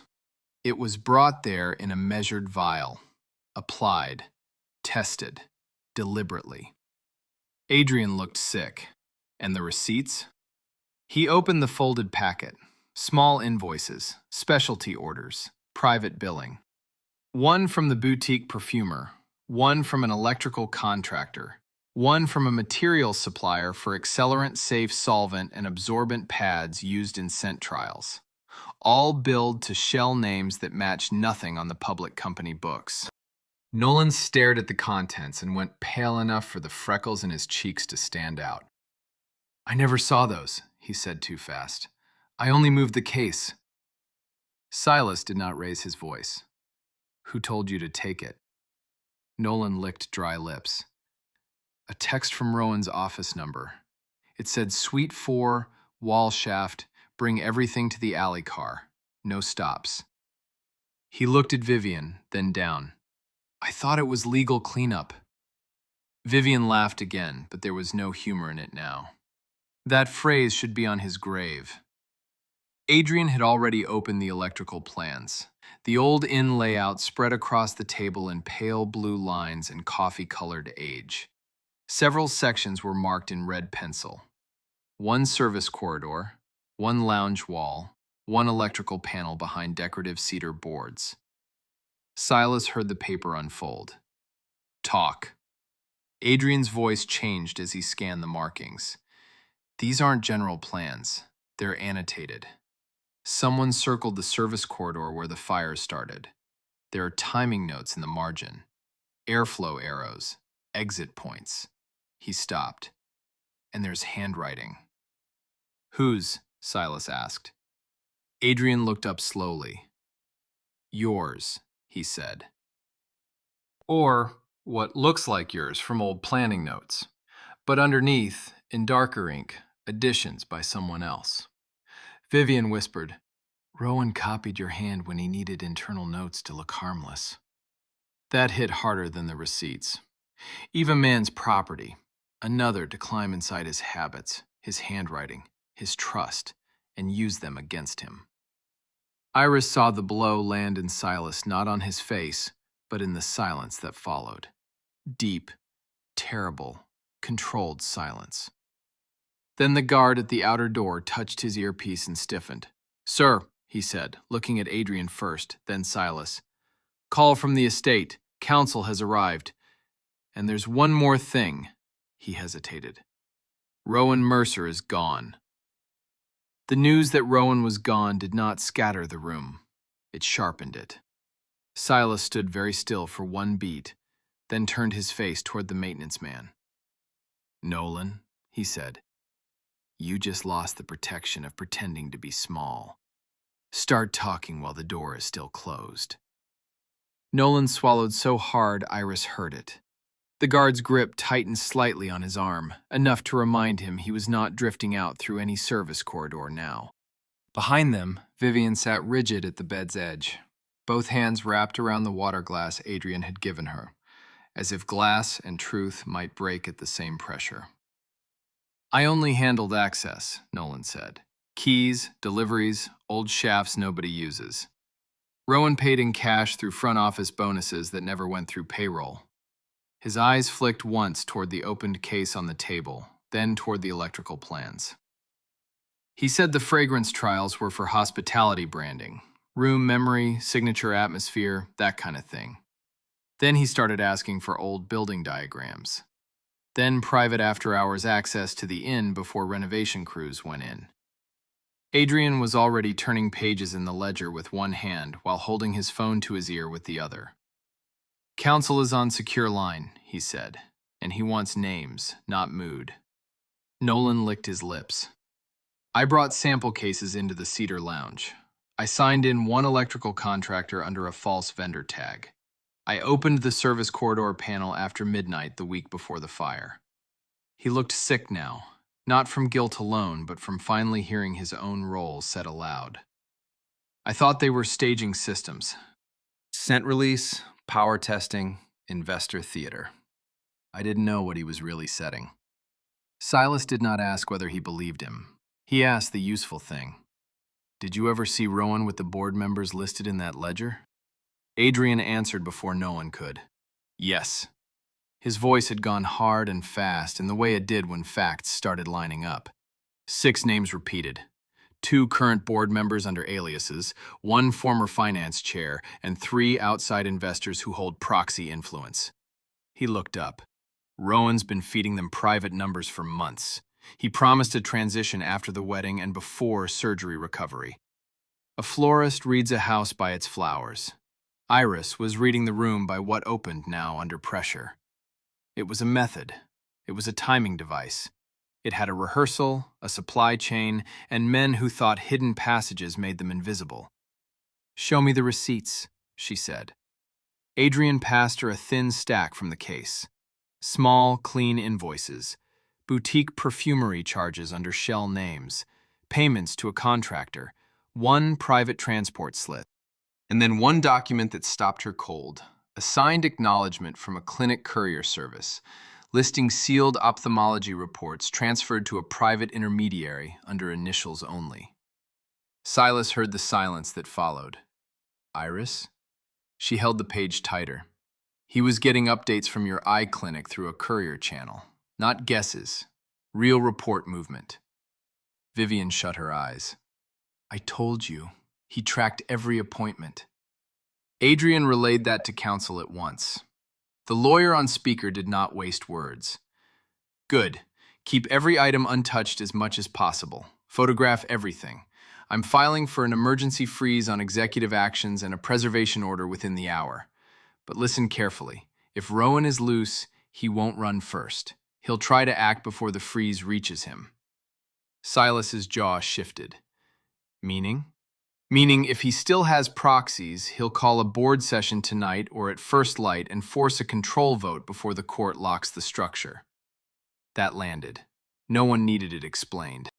If Rowan seized the company machinery before the evidence was formally logged, he could bury access, shape the public narrative, and claim that a groom humiliated at the altar had staged a conspiracy to hold power. Ugly lies worked best when told quickly. Adrian looked at his phone again, then swore softly. Too late. He already sent the notice. He turned the screen so Iris and Vivian could see. Emergency governance review. Executive Tower boardroom. Tomorrow morning. Mandatory attendance. Proxy decisions accepted if principal unavailable. Vivian whispered, He's trying to make your surgery look like absence. Silas's face changed then. With the cold concentration of a man who had finally found the exact shape of the trap built around him. As if summoned by the thought, Xavier's phone buzzed again with a different call. He answered, listened, and his expression altered once more. "Silas," he said, "that was your surgeon's office." The room seemed to lean in. "There's been a cancellation. They can take you tomorrow afternoon, if you confirm by midnight." For a second, even the hotel seemed to go quiet around them. No footsteps in the hall. No murmurs from the front desk. Just the faint hum of old air vents and the fading sweetness of tuberose from the copied arrangement on the table. Board vote in the morning, surgery in the afternoon.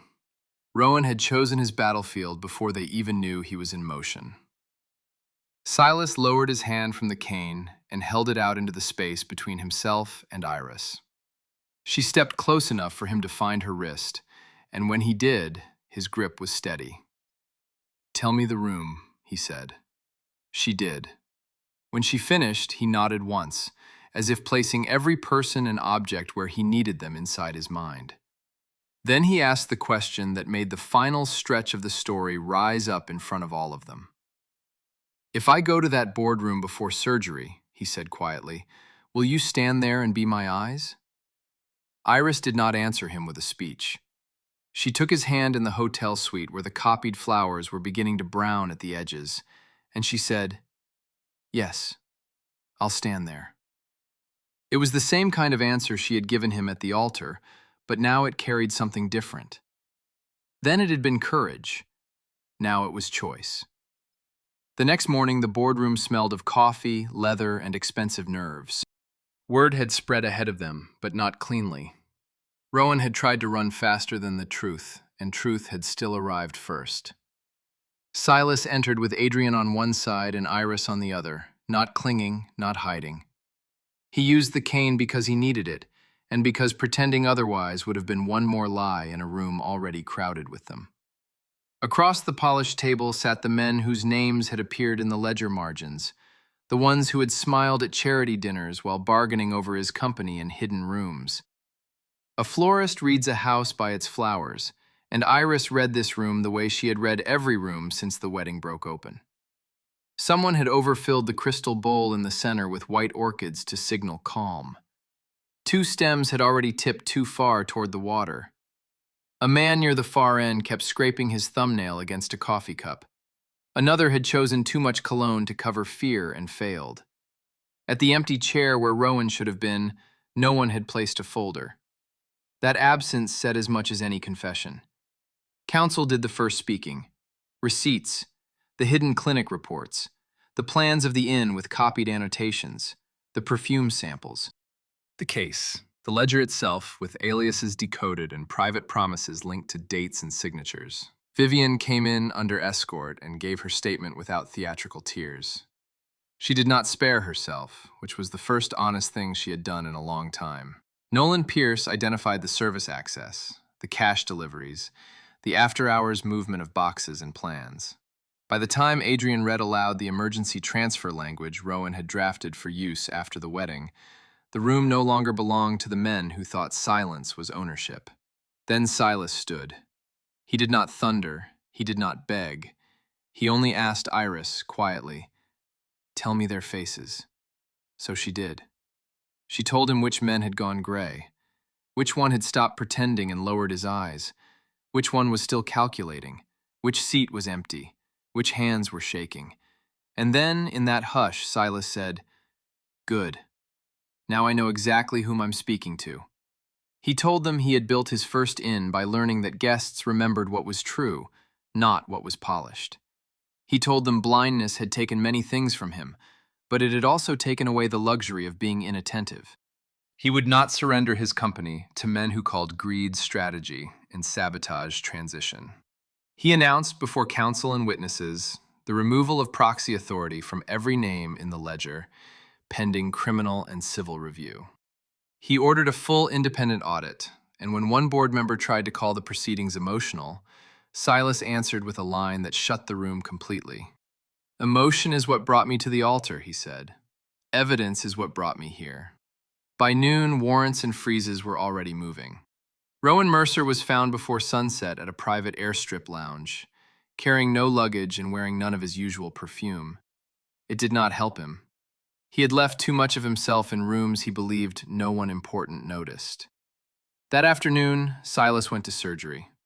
Iris waited through the long, white hours beside Adrian, and later, Eleanor, who sat with both hands locked around a paper cup gone cold. No one said much. Some days stripped language down to the frame. When the surgeon finally came out, his face was tired but not defeated. "There is response," he said. But response.